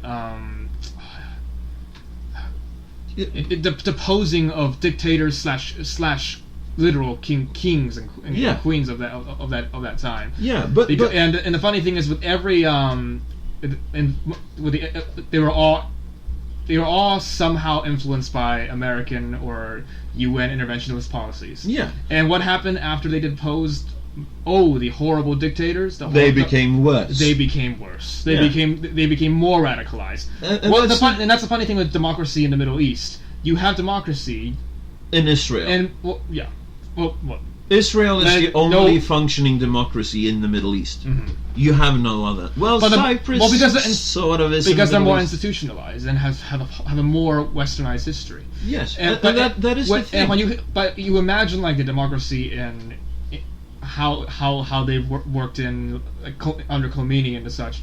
They automatically start creating theocratic, basically an entire like a council of 500. Council of 500 of what? Basically mullahs. Yeah. You know, a bunch of learned men or their idea of what a learned man is. A guy who basically reads the Quran from to back and think that it's the ultimate truth. Yeah. For but here's science and legal document. Yeah, but here is the thing. If you want a functioning, stable system, if you want a functioning, stable government, just go to the Magna Carta, go to the Declaration of Independence, you photocopy it, you remove the certain parts that might be superficial in your country. Well, I mean, not all countries need the right to remove the religion altogether. I mean, like, separation between church and state. The reason Europe was so was now my knowledge of European history, even Chinese history, is very sparse. But generally, what you learn about why the experiment of republics and democracy was so successful was because of the divide between lords and the papacy, lords, kings, and the papacy. Yeah, there was the lords and the kings were actually secular powers, and it was like a plutocracy. I think the word is. Yeah. But the two never really actually got along. No, I mean the church vied for power, the fucking and they failed. Vied for power, and they failed. Thank the gods. You know? Well, they didn't all together fail. I mean, if you look in terms of centralized government, yes, you don't have the holies say governing what's going on in England, Germany, France. But they basically did for a while. I mean, the Catholic Church was such a power structure. This is why you have the Anglo-Saxon Church. It was one of the kings, I can't remember who it was. King Henry VIII? It might have been. He wanted a divorce. The Pope wouldn't grant him a divorce. King Henry VIII. So he was like, okay, fair enough, fuck you. So he seceded from the Catholicism and basically created an Anglo-Saxon where the king, or whatever region that they had, was just a step below God and Jesus. Yeah, which he can totally take that. He did not think that his legitimacy will at all be questioned just because of the yay say of Italy, Rome. So that was basically how the Anglo-Saxon came to be. But you have the Crusades. The Crusades called people even from Sweden. People were forcefully conscribed from Sweden. And if you read about I think it was Pope Innocent and Pope Beneficent. I don't even remember which. Yeah, I don't remember the names either. But they're horrible, like cheesy names that were obviously penned down after they became popes. Yes, of course. But that is the entire thing. I refuse to call him the Pope. Idios Hitchens. He's the Vicar of Rome. Yeah, that's it. He's the Vicar of Rome. Yeah. The self-anointed fucking plutocrat that sits on his fucking high chair with a silly fucking hat and claims. Yeah. Holy, holy, holy! It's a stage. It's a giant stage for men to think that they are. But the Spanish Inquisition, That fucking ravaged Europe. But Emil okay, Torquemada. let me just finish my point about Pope Innocent. If you read about his propaganda he was the one that basically advocated that if you go to Jerusalem, your soul will be saved. And that was who are we thinking about? Pope Innocent. Okay. Number I don't remember. They got way too many numerals. Yeah, fuck those guys. IVs and X's. So yeah, fuck those guys. Yeah. But yeah, I mean that was the entire fucking thought process behind the Crusades. It was basically, Jesus was born down there. Jerusalem is so important, and blah blah blah blah blah. Which I mean, so they wasted youth upon youth upon youth, just fucking of Western thought, basically. And you know, they had the Inquisition to keep the people in check, because the Inquisition could take you on suspicion. I've heard the a lot of like excuses about the Inquisition not being as powerful as it was, but it was they were powerful. And the thing is that, and people say, oh no, you're talking about the Spanish Inquisition, not the Inquisition. There was no the Inquisition. No, it was the Spanish Inquisition. Well, my point is basically my retort was, well, the Inquisition was a phenomenon that was. It came out of Spain. And then dreamt of by Emil Torquemada. And then it was adopted by local chapters. Yes. When people make that excuse that the Inquisition wasn't the Inquisition, it was small and localized. Well, that's bullshit. Well, that's no, horseshit. Exactly. Well, see, so if something is not centralized, is it not evil? But no, it's still evil. Yeah, but it was centralized. Exactly. The Inquisition, the Spanish Inquisition, was centralized. Whether or not it was centralized or culturally instigated, or created by popular propaganda, and then enabled by the institutions, it's still evil. Yes, it's still freaking evil. Of course it is. Which is why, and then people will say, the church then is not the same as the church now. It's founded on the same exact principles, same exact words. It's cutting off the continuity. I mean, it's all about cherry picking. Here's the perfect retort. If you are Christian, well, basically you're a Paulist today, but if you're a Paulist Christian, and you believe in the Ten Commandments, but you say that, but the Old Testament is something that we don't regard anymore, you're full of shit. Yeah. Because if you believe in the Ten Commandments, you can't just wish-wash away the Old Testament. The funny thing, the only thing that's keeping us from being like the people in the deserts of the Middle East is because of our secular institutions. Of course it is. The institution. If we take away our secular institutions, bureaucracy, business, and all that such, and basically say, you know what, let's function our society based on biblical law. Let's basically have our leaders be wise men who have read too much scripture and think scripture. They've read one book. Yes. I would say, well, let's make them our business leaders. Let's make them our legislators. No. Now think of that. Well, exactly. Now think of that in American terms, but then think of what's going on in the Middle East. Now it's hard to piece that together, because it's like, one's Western, one's Eastern, they're totally different. No, it's not really. Not at all. It's people. If you actually got all the pastors together and actually say, you're not just a untaxed leader who just think you have power. You really actually have power. Well, but they do have power. Well, no. I'm saying actually, if let's say the state of California, let's say let's say in some dream dystopia, nightmare. In some nightmare dystopia, we say, hey, let's round up all of our best, quote unquote, pastors and religious leaders, and let's put them all in a board of basically trustees over or moral policing, whatever, and basically put them in government. Put them as a voice of government. Let them vote for policies. That would be fucking horrible. Now that's exactly how the church church was back when the Catholic Church was the biggest thing. And that's how the Middle East, and that's how despotic Middle Eastern countries function. Yes.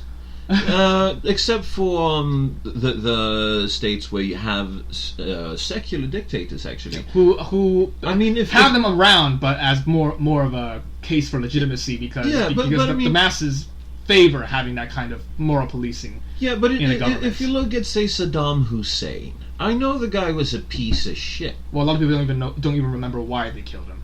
Well, I don't know the true reason why they killed him. See, we got to be honest. Like, Yeah, I got to be honest. I don't even. See, exactly. Well, the fact that we are admitting that we didn't even know. Yeah. That it wasn't because of terrorism. No. We knew. We realized that. Wait, it was actually we were actually trying to destabilize a quote unquote despotic regime, which might a despotic which regime. might as well have been, just like Assad. Yeah, but think of what happens now if the same thing happened with Assad in Yemen. Assad is in Syria. I know, but Yeah. think what happens if Assad is deposed. And Yeah. the same thing that happened in Yemen, the same thing that happened in Iraq, would happen in Syria. It would, unless there's some kind of weird, totally unkosher Western occupation in Syria. Definitely. Yeah. But I mean, the way that I see it is, you can say what you want about Saddam. I'm sure that he was a piece of shit human being. As a matter of fact, I'm convinced of it. Not a humanitarian. But if you look at it from a point of stability, the point of stability, Saddam Hussein was great for that region. Because he united, in great fucking quotation marks here, I'm not saying that this is good, but he basically united, within air quotation, the Shiites, the Sunnis, and the Kurds. Sure, he did crimes against all groups, mainly against the Shiites and the Kurds, but he was able to keep a region that was designated by Iraq by fucking foreign occupancies, which I think was the British Empire. I think this was one of the kings of the British Empire. The king was inserted by the British Empire. He was still a native. No, the land was drawn out by one of the British kings. He was like, okay, we need to split this up. He was in the borders. He's in the borders. Yeah. So the borders was basically, okay, let's call it Iraq. Took no fucking regard to, okay, what fucking groups do we have here? Because you had Kurds in the north, you had Shiites in the east, I think, and you had the Sunnis in the west. Sunnis was a minority group, the Shiites was a majority group, yeah. and the Kurds were like, wallah, we don't know what is going on. The Kurds are pretty favorable in our eyes, just because of how benign they are. Yeah, not only that, they don't really come out in the news as people who are the one instigating the Musk bombings and such. But look at domestically the fucking in their Kurds now. country. Let's bring in some feminism in this, all right? No, I'm fucking serious. The Kurds, the Kurdish women, has banded together and formed elite guerrilla military bands because they have no other fucking choice. I saw that. They are defending the land that they need to be safe. They said no more fucking sex slaves from the Kurds. If they're going to take us, they're going to take us in battle when we fight against them. That is positive fucking and it feminism. feels like every religious tribe in that region, there are more bad guys. Yes, of course. There are more rotten fruits among them than good. I mean, like, there might be a few that favor Western interests, because I mean, like, when Yemen was the Yemeni government was deposed, we had inserted the Kurdish government, which and of course not for the better, because now the Yemenis are actually saying that they don't even have a concept of citizenship anymore. Yeah. My mother has an old childhood friend. She lives in Jordan with her husband. She's told he is native Jordanian. But anyway, they had some issues in Jordan as well. It was just that people like her husband, like Malik, his name is. It's a very common name in the Middle East. I have no qualms about saying it. Basically, people like him that felt proud to be Jordanian citizenship under the current rule with the king, they were like, okay, you know what, rebels, fuck you. We already have a democracy with a king as well. Keep that in mind. They succeeded with something that wasn't successful in the West, mixing democracy with monarchy and still keep it somewhat democracy.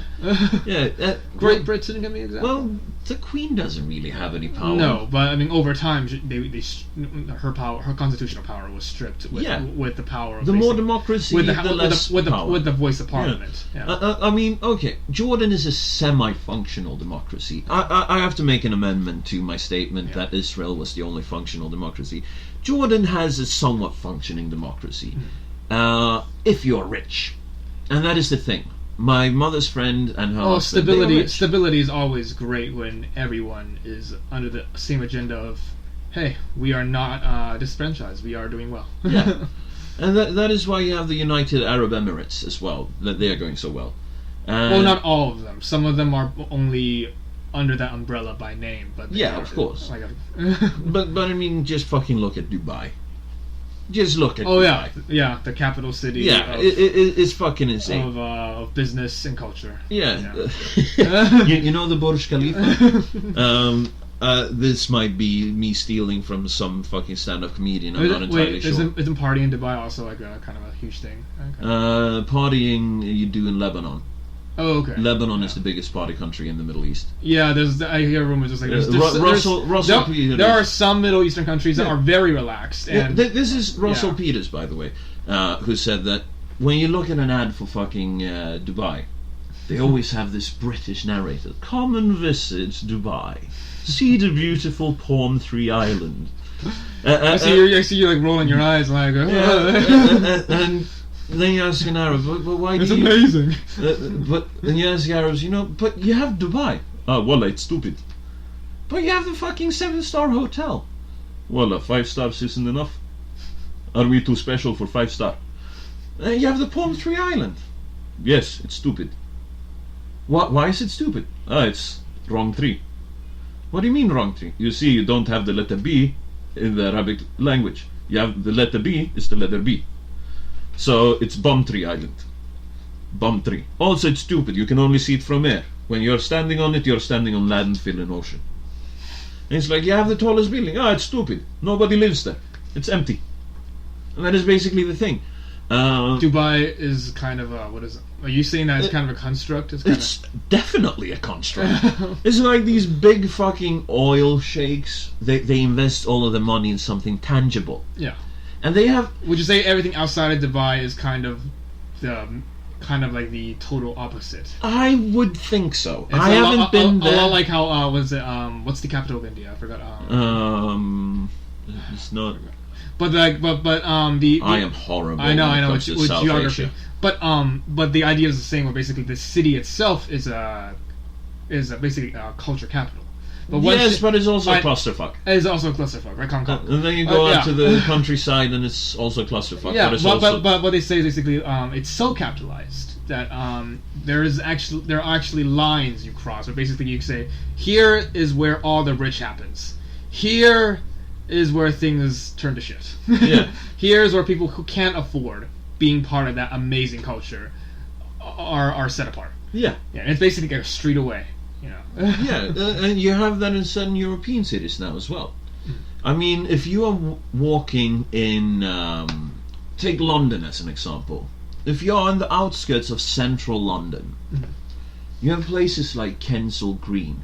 You take a wrong turn and you're in Kensal Green. Yeah. Kensal Green is a ghetto.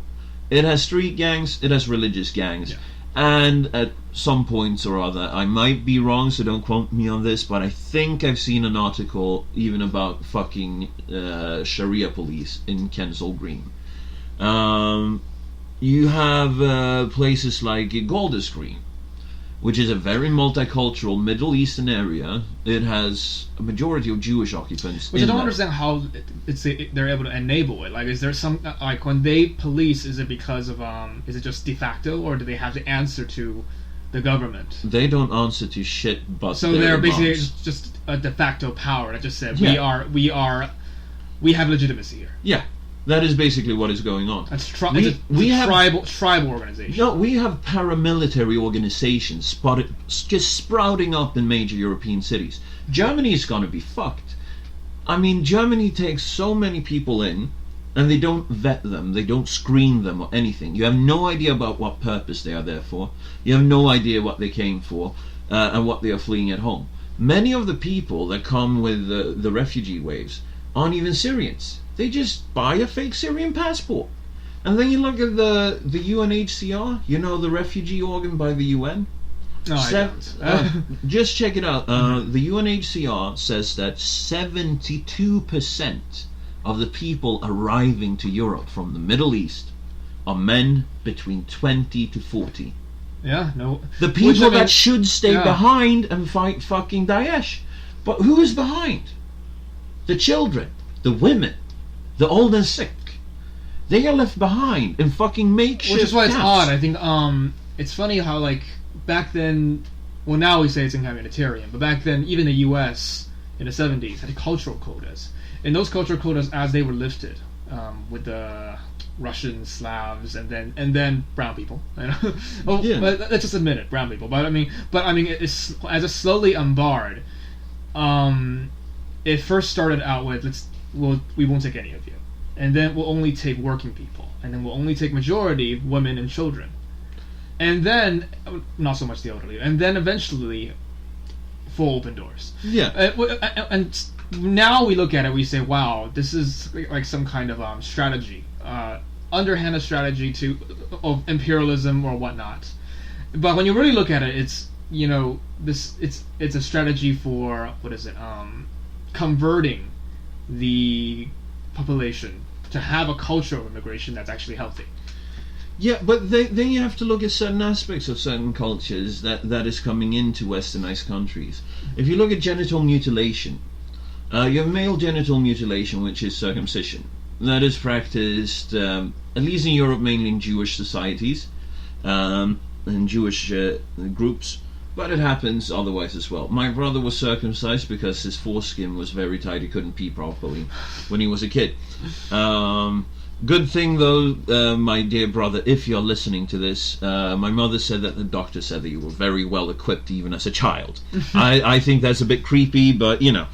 Well, doctors know best. They've Yeah. seen it all. So, but by then I think they just said, you're just another one that I've seen out of several thousand that have a snip. Yeah, It- but this- then you look at the fucking female genital mutilation societies, the groups that practice that. They are mainly radical African Muslims, and they go.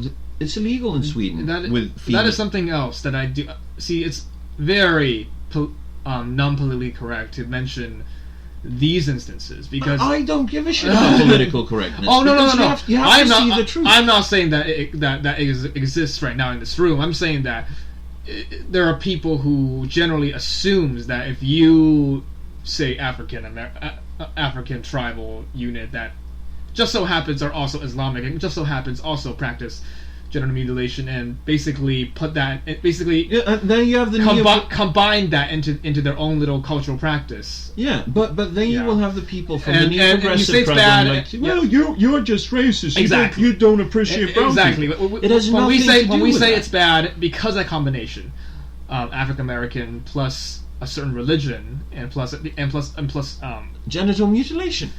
I mean, yeah. And then because of that mixture, it becomes something that's volatile. politically incorrect to talk about. Yeah. Yeah. But you have to fucking talk about it, because if you don't, how else are you going to save these girls from getting their fucking vaginas mutilated? I mean, they chop off the clitoris and they stitch it together. These fucking poor children, they can't pee for days because of coagulated blood down there. Yeah. Which makes no sense. It's And it's all about making sure that the women cannot enjoy sex. That's what it's all about. Yeah. That is the main purpose of it. It is being scared of female genitalia. It's being afraid of the freedom of female sexuality. Yeah. It's a lot of stress on males, and then and then you think about on males that culture or cultures that have developed, basically saying, hey, it's good to reserve the woman all for yourself, you know, and remove the fear of her freedom, and then there's also the what is it? Oh God, I'm running my mouth, but because this is a huge issue. It is a huge issue. And then you But you think about the women, because a lot of the people, it's taboo for men to do these kind of like the genital mutilation. Have you seen the videos where like it's actually women who are the ones doing the untrained operation. Yes, of course. Because obviously it's taboo for men to touch women during, you know, in many cultures. Yeah. You know, in the Bible, don't touch her for several days. But the main her fucking period point cycle. is that we need to be able to discuss this. Yeah. Because I don't discuss Well, this no. I'm saying because they are African. I'm discussing this. I'm discussing the situation in terms of it's in terms of that culture. It's basically males wanting to have the ownership of the female sexuality, and then females perpetuating it because they don't because they have been brainwashed. They don't know anything. They don't else. see a way out, and then when they and this is me completely parroting on things I've heard, completely and some part some part of opinion, but also there may be jealousy of people enslaved to a doctrine, of seeing that freedom in others, especially youths. Yeah, I can definitely. You know where I'm going with this. Yeah, definitely. But the thing is, which is what. But I'm saying it because I have a shock when I hear that it's women doing these operations on the children. Yeah, but if you just think logically about the society with the way that they view women in that sort of society, it makes perfect sense from that point of perspective. But basically, what I want to say with all of this is that the neo-progressive media and the neo-progressive fucking ideologues, they are fucking ruining generation upon generation of these poor girls that are being sent back to where it's legal to fucking chop in the fucking vaginas. I am not perpetuating this because I stand against it, and I'm not afraid to say it because I know in my heart and in my mind, I'm not saying this because they have dark skin.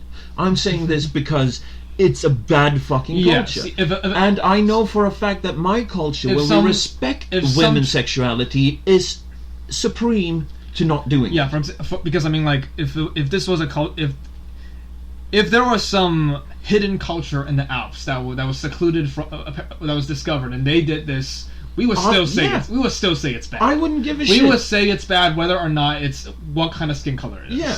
And that's the thing. And the neo-progressive media and the neo-progressive ideologues, they're trying to make me saying this and you saying this to be something racist, which is complete and utter horseshit. It's complete and utter horseshit.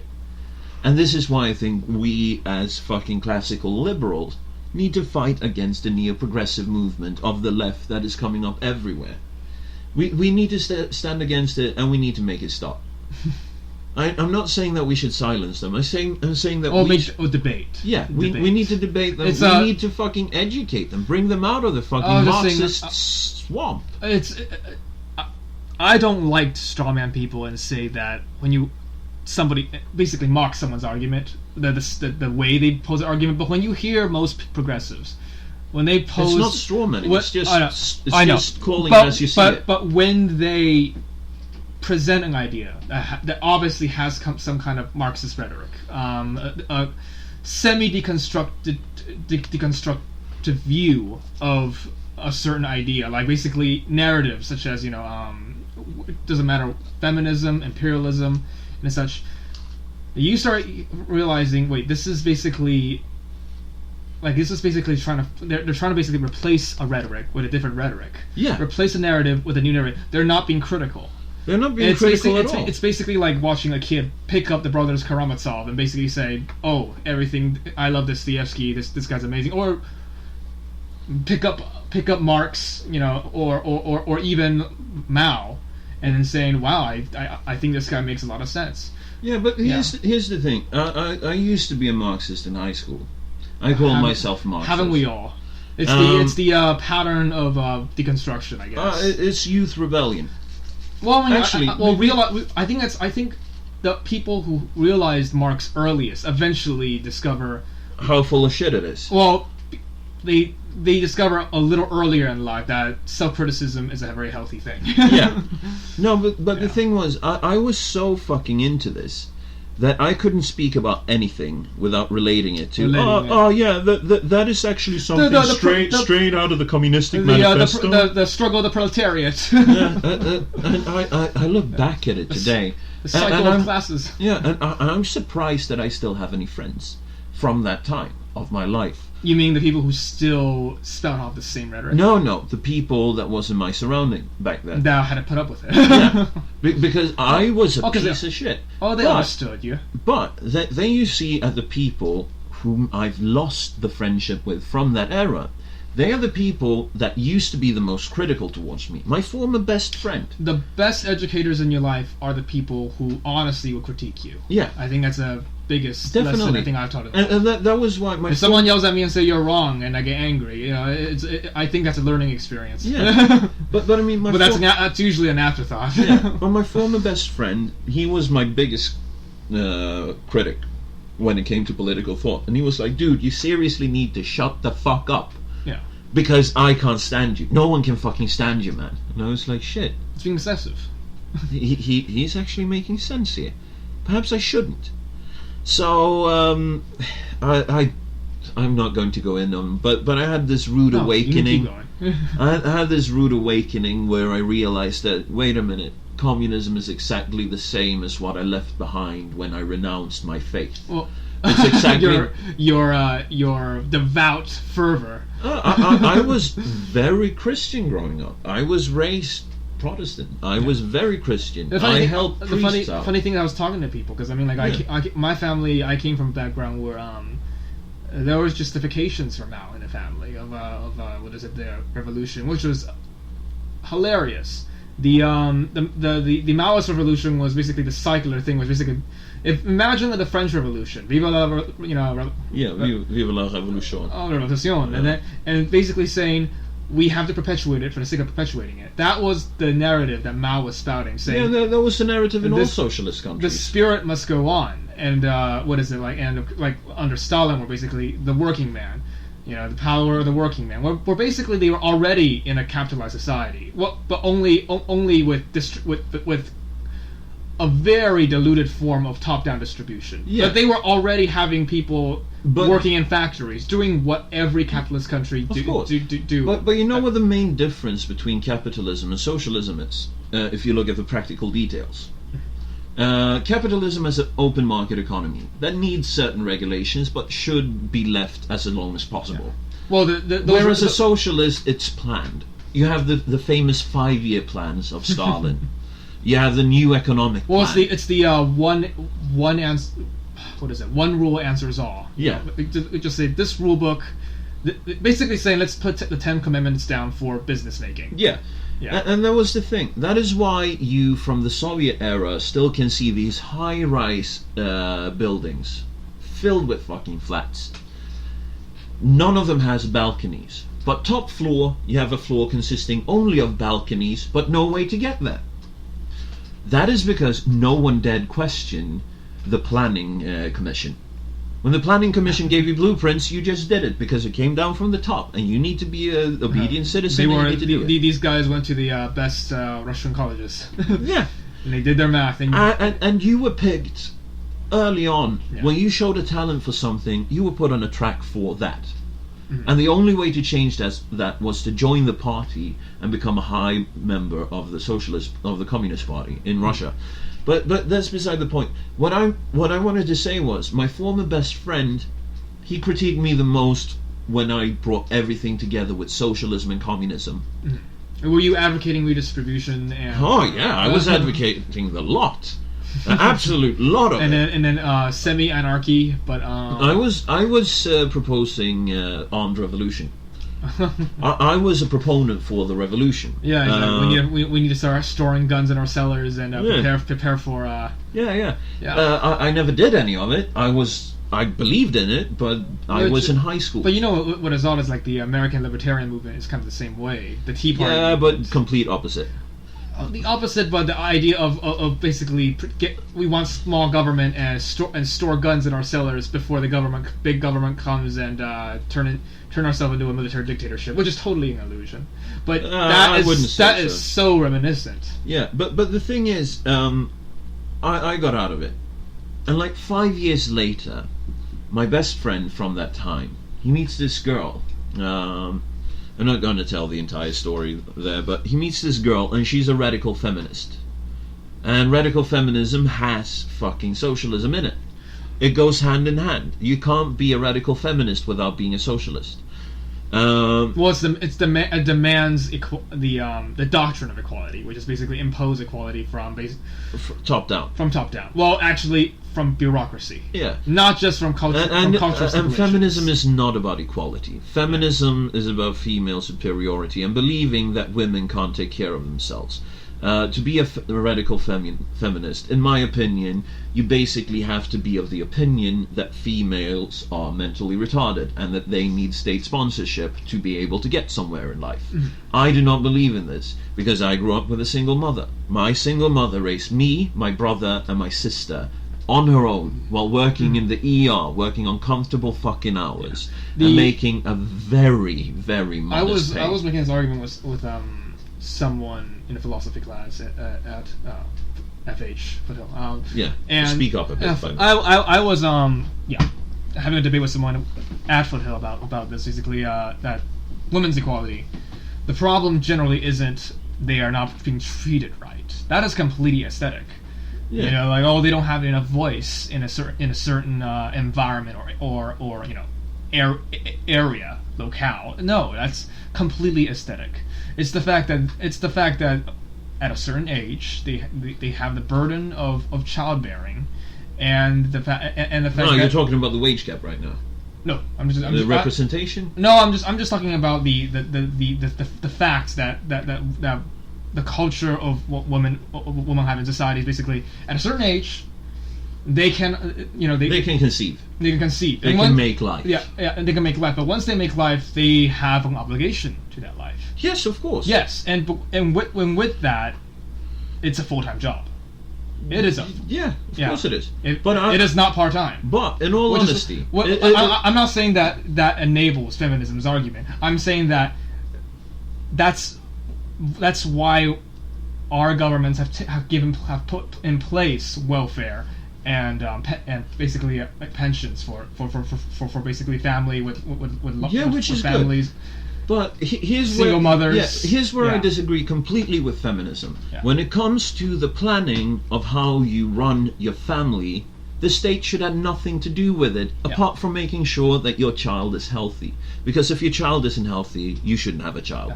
Yeah. Secondly, what the fuck? Well, feminism was basically saying that all those aesthetic aspects of how women are treated should be taken care of by the government. But you do know if you take our closest relatives, with their voice in public, with their space in schools, that is also complete not horseshit. Here's the thing: if you look at the college, let's look at acceptance rates. For every man that is accepted, I'm not defending it. But I don't want to make it sound like I'm defending it. I know. I just need to put it out there. We will have at least 5 listeners. Yeah. No, but the thing is, when you look at it on a university level, in the Western world, we are talking the USA and Great Britain as a majority counting, because we are basically just looking at English-speaking societies. For every male that is admitted to a university, there are 2 females admitted to university. For every male that graduates university with a degree, there are 4 females graduating university with a degree. For every male-only scholarship, which is so fucking rare, there are 2 fucking unisex scholarship. For every unisex scholarship, there are 2 female-only scholarships. Then you have the issue with the STEM fields. People take gender studies, and then they complain there isn't enough females in the STEM field. And it's sort of like, well, why did you waste your time? And then we also find out, wait a minute, people who go into STEM fields go in voluntarily. Yeah. Nobody chooses their major out of some no one chooses filial or state obligation to be an engineer. No one has a filial obligation to be an engineer. And not only that, it's not like you look down and you see, ooh, I have a dick, I have balls, I don't have time breasts. to grab a wench. Now I'm going to become a human. And I don't mean that kind of wench. Yeah, and it's sort of like, now it's time for me to become a STEM field researcher. That doesn't really happen. What happens is that we are all born with different kind of brains. Your brain is very differently structured from mine if you were to look at them as a single specimen. But the median of male brains is that we have more of the extreme spectrum.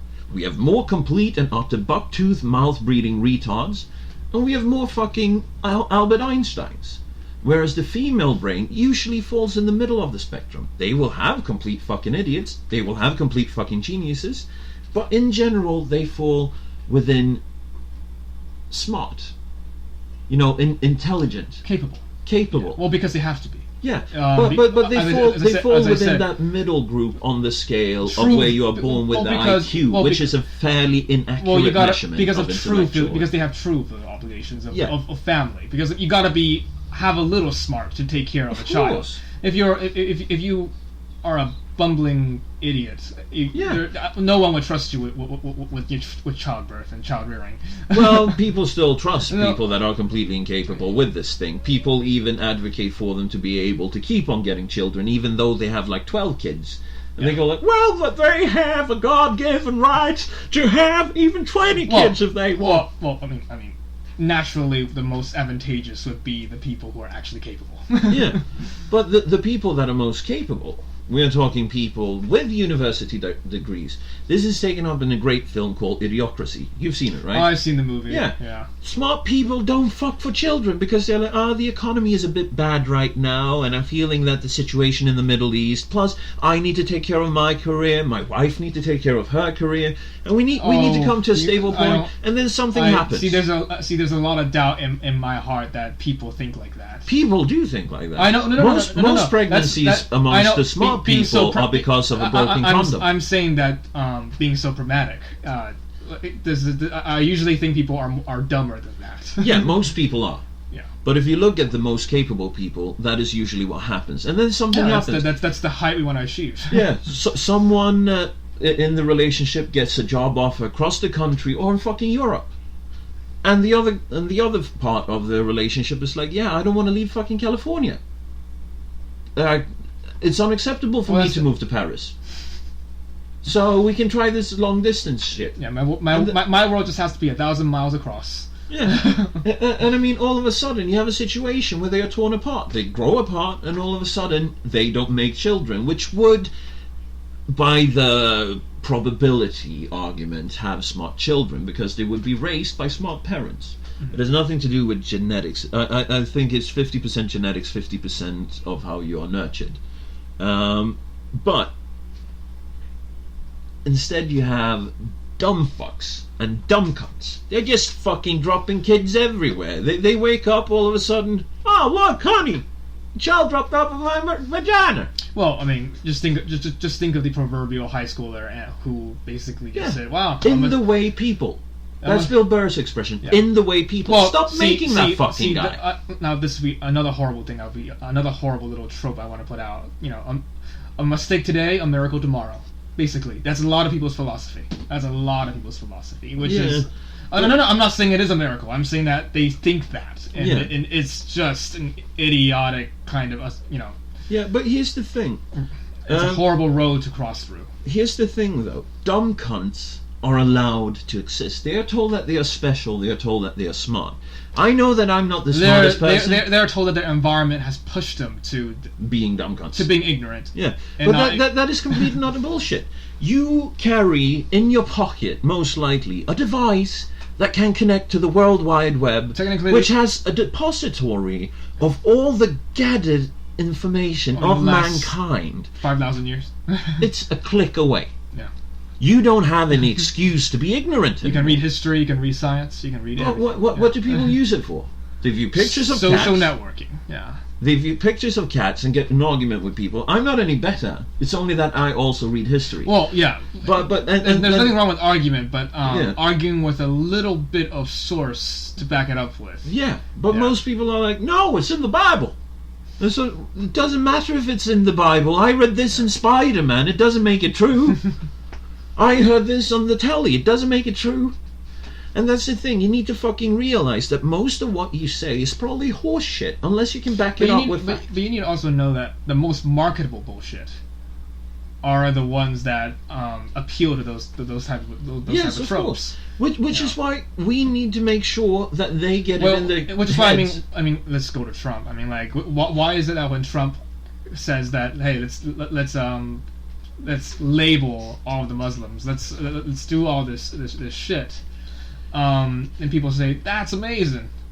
Most people, I mean, I'm not saying.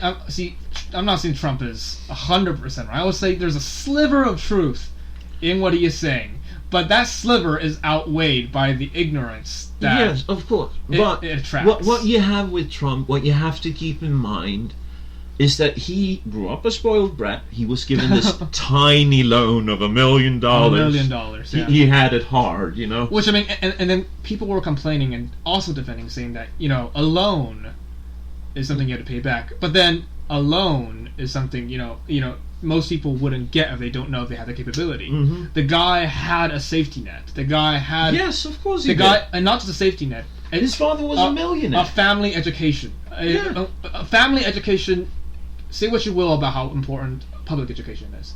A family education can take public education in its reins, and then basically turn a boy into a businessman by the time he's the age of 16 and 18. Yeah. Because that whole entire family craft, of the course. Family craft is developed from But when you look at the Trump situation, I see that the US is doing loads of the same mistake that we did in Europe towards right-wing populists and right-wing extremists.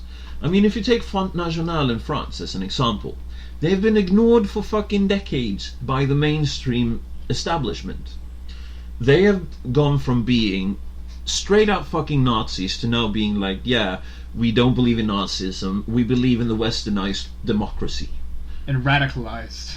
No, that is what they say. We believe in westernized democracy and inhibiting fucking immigration. That is all that they are demanding right now for France. They aren't demanding that you go to a fucking Vichy kind of government. They aren't demanding that there should be brown the conservative and the nationalist parties in the they're just nationalists now. They aren't national socialists.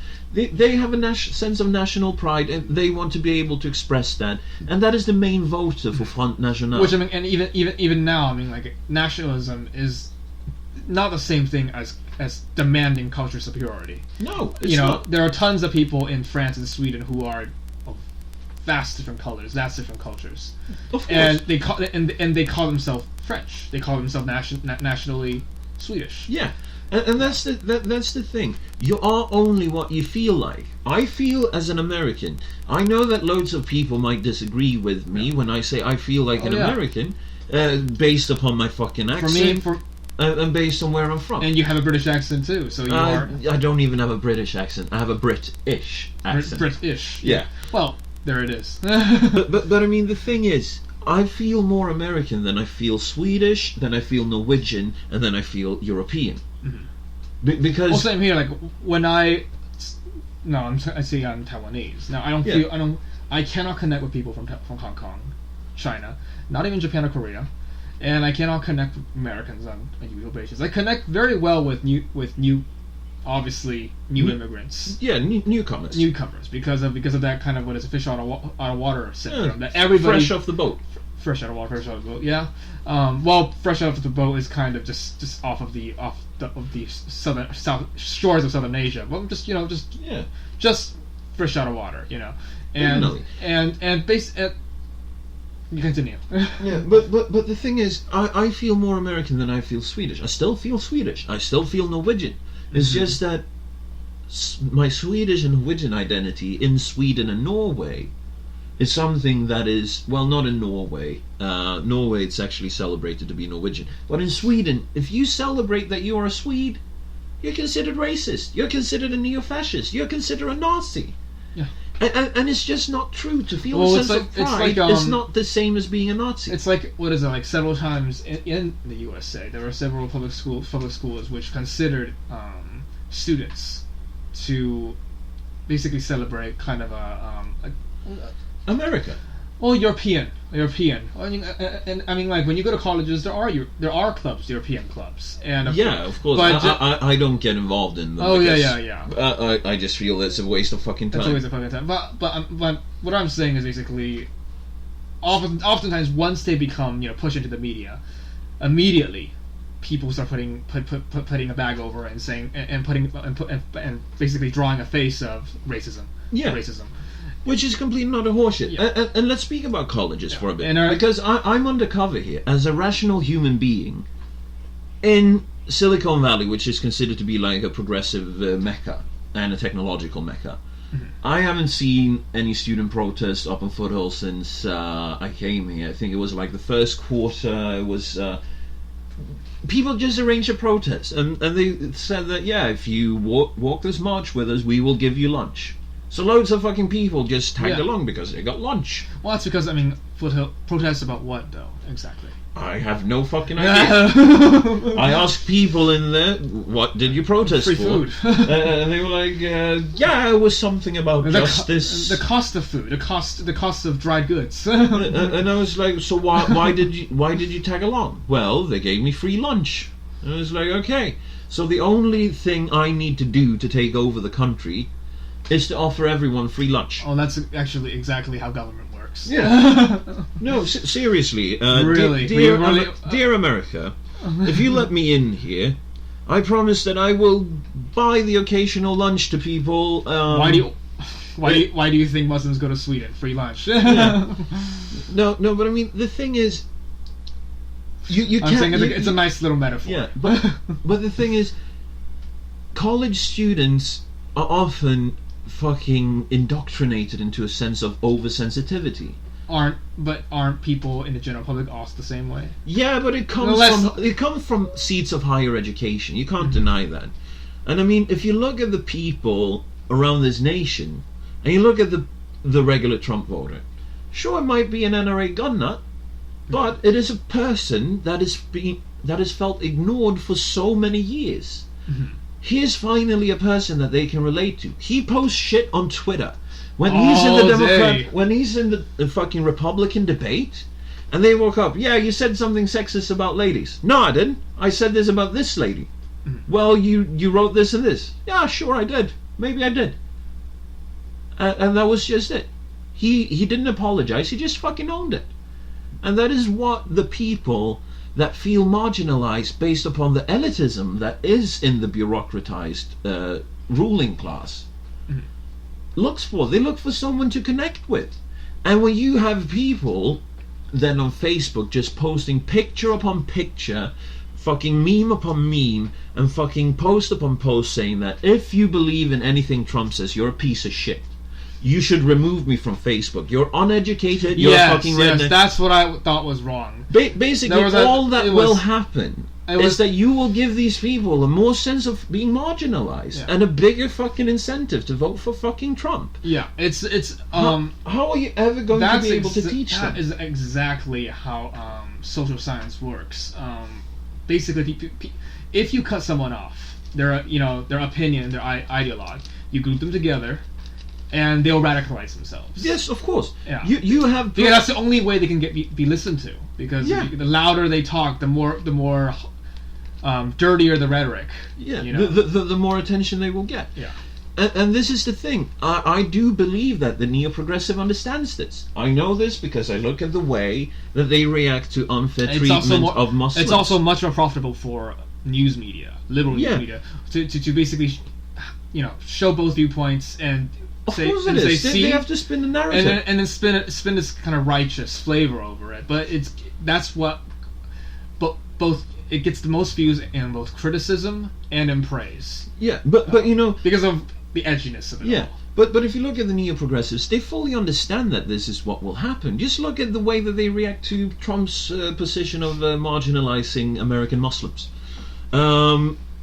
The neo-progressives go batshit crazy, and they're like, don't do to the Muslims what we did to the Jews. Look what happened to the Jews. Don't let this happen to this group. And then, as soon as they see someone that is their countrymen having an opinion that doesn't agree with their sort of righteous, humanistic way of thinking, they go apeshit, and they do the exact same thing. They can only think in extreme. Yeah. They go no grayscale whatsoever. If we say we will, like, if someone said they want to control immigration, by using some metric, using some value, saying like we will only accept families, you can only accept women and children. Oh, people will. Canada only accept women and children. Yeah. Canada only accept women and children.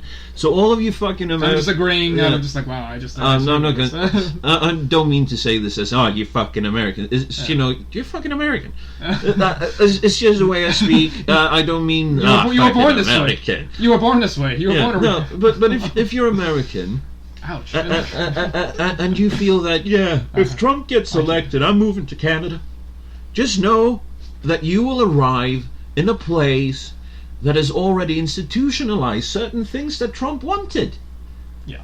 Only women and children are allowed into Canada from the Syrian refugees. Why? Well, first of all, women and children are usually the most subjected to oppression in the region, and are usually the group that are most subjected to dangerous situations, and fucking being raped, fucking being brought into slavery, and child soldierism, and fuck what.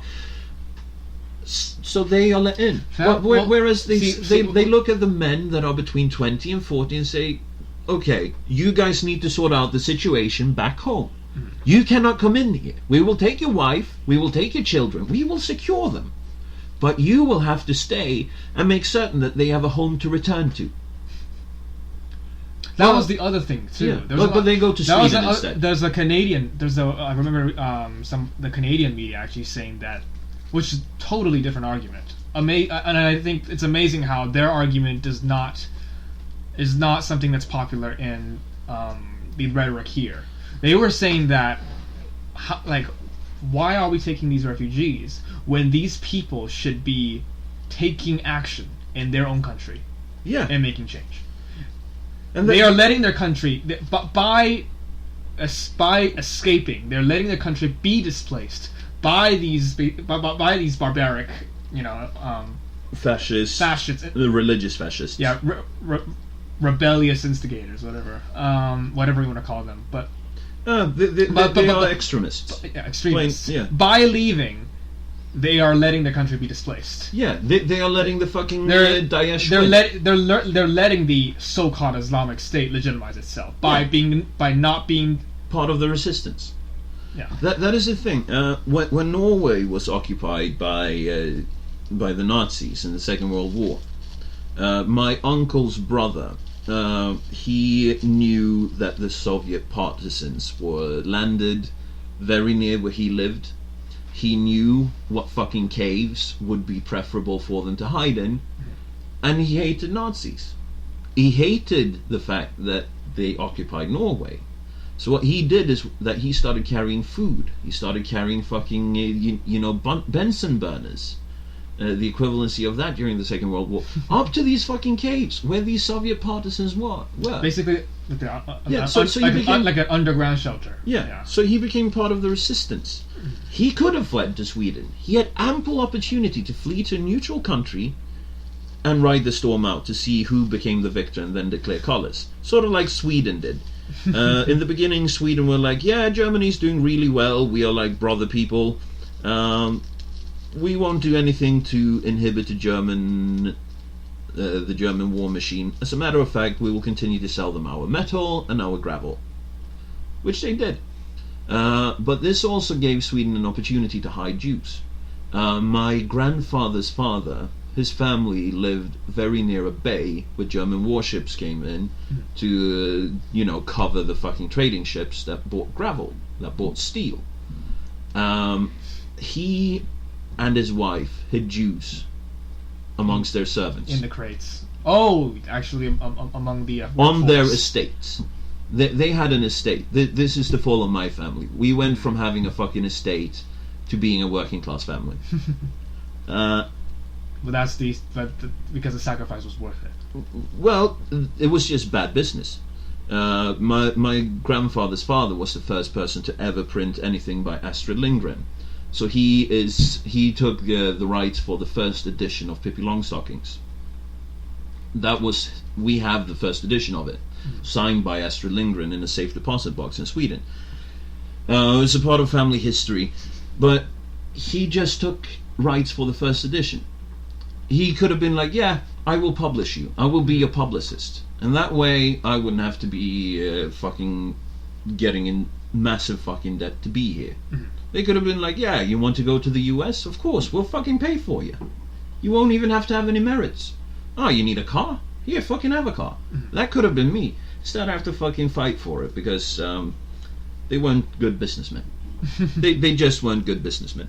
But he risked it all to hide Jews away from the Nazis. Yeah. It's something that I'm very proud of, and that is something that it's turning away from the the value of assets to something a little bit greater. Yeah. To lives that matter. Yeah, and he was down by the beach. He spoke German fluently. He was down by the beach, greeting the Germans, inviting them over for coffee. Because if you hide in plain sight, you have a less chance of being discovered. The story of people from World War II and the 50s, even like whatever Cuban Missile Crisis and such, like a lot of immigrants, USA, Europe, are actually, I mean, at least I wouldn't say obviously not everyone, but a lot of people who are middle class, working class, generally come from that kind of background. Yeah. Basically people who are whose ancestors had some kind of estate, and then wartime just kind of just destroyed everything. But wartime didn't ruin anything for Sweden. Sweden was neutral throughout it. Mm-hmm. They supplied the Germans with some intel on. I mean, influenced families. Yeah. In a big way. Yeah, definitely. Yeah. But my family basically had to leave right after the first wave of communist occupancy, and they were basically saying all your land is ours. We're putting a flag over it, and we're gonna if you have any kind of asset weighed in gold, we'll melt it down, and the land is gonna be basically redistributed to the people. Yeah. And I mean, and once that happened, of course, everybody left, and in that case, displacement was inevitable. There was no way to stay. But if you look at Sweden post World War II, I mean, we started supplying intelligence and trade for the Germans. Then when the Germans started losing on the Eastern Front, all of a sudden we made it hard for them. We supplied the Russians with intel, and we supplied the Brits with intel.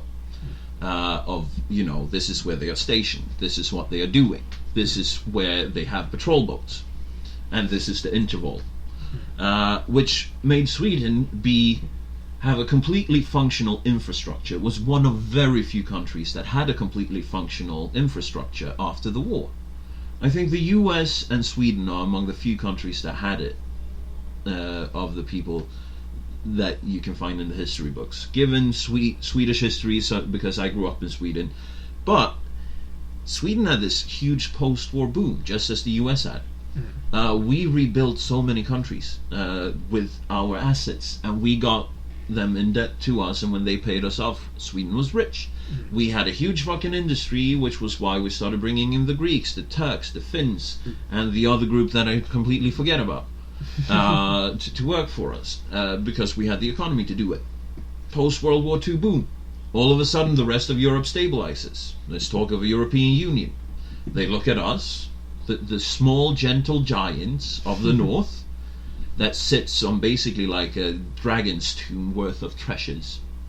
And they go like, yeah, Sweden, you want to join the European Union? Sweden says, you know what, we have to make a people's election about it, just give me some time to get the propaganda out there.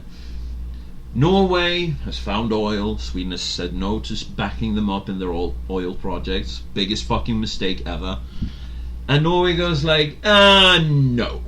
Because in the European Union Constitution, there is an agreement that will come after a certain amount of decades where natural resources has to be shared among the countries.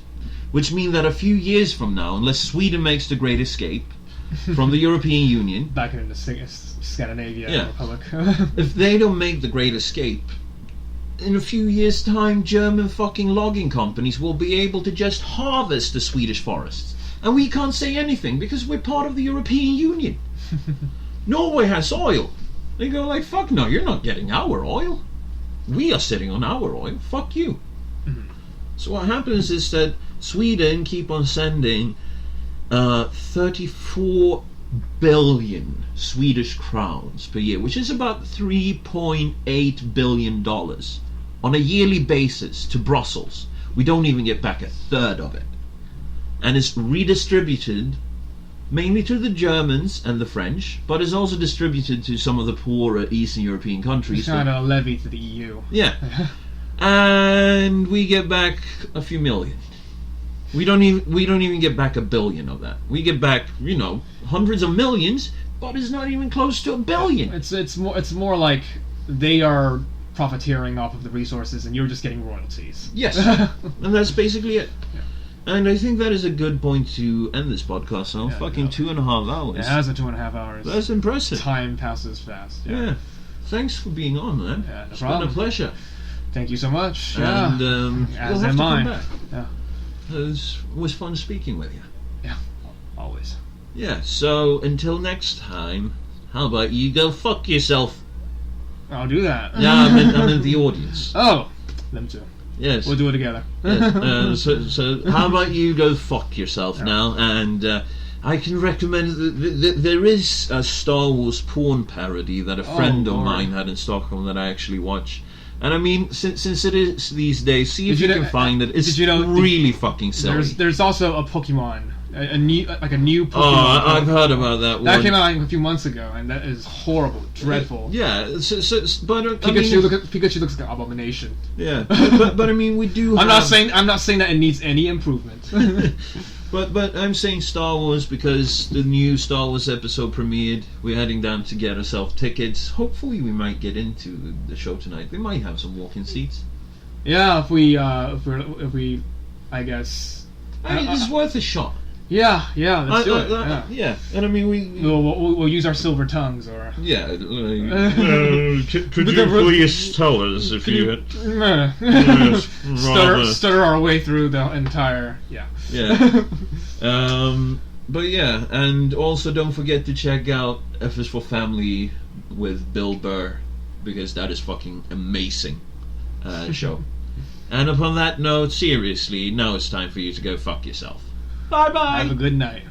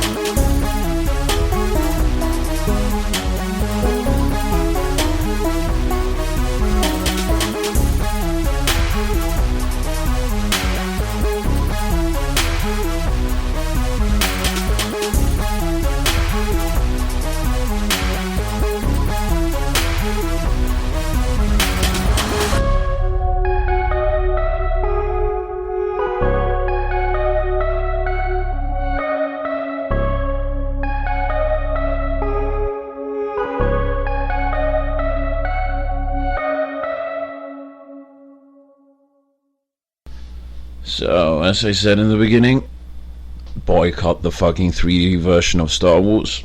It destroys your movie-going experience a bit. And also make sure that you like us on Facebook, facebook.com/The Hedonist Podcast, and follow us on Twitter, which is twitter.com/The Hedonist Pod. And tomorrow I will be putting up the next episode, which was recorded way earlier than this episode. It was just a logical choice to throw them about a bit. And Sam will be back. So I'm looking forward to that, and I hope that you are as well. Anyhow, have a good one and go fuck yourself. Bye-bye.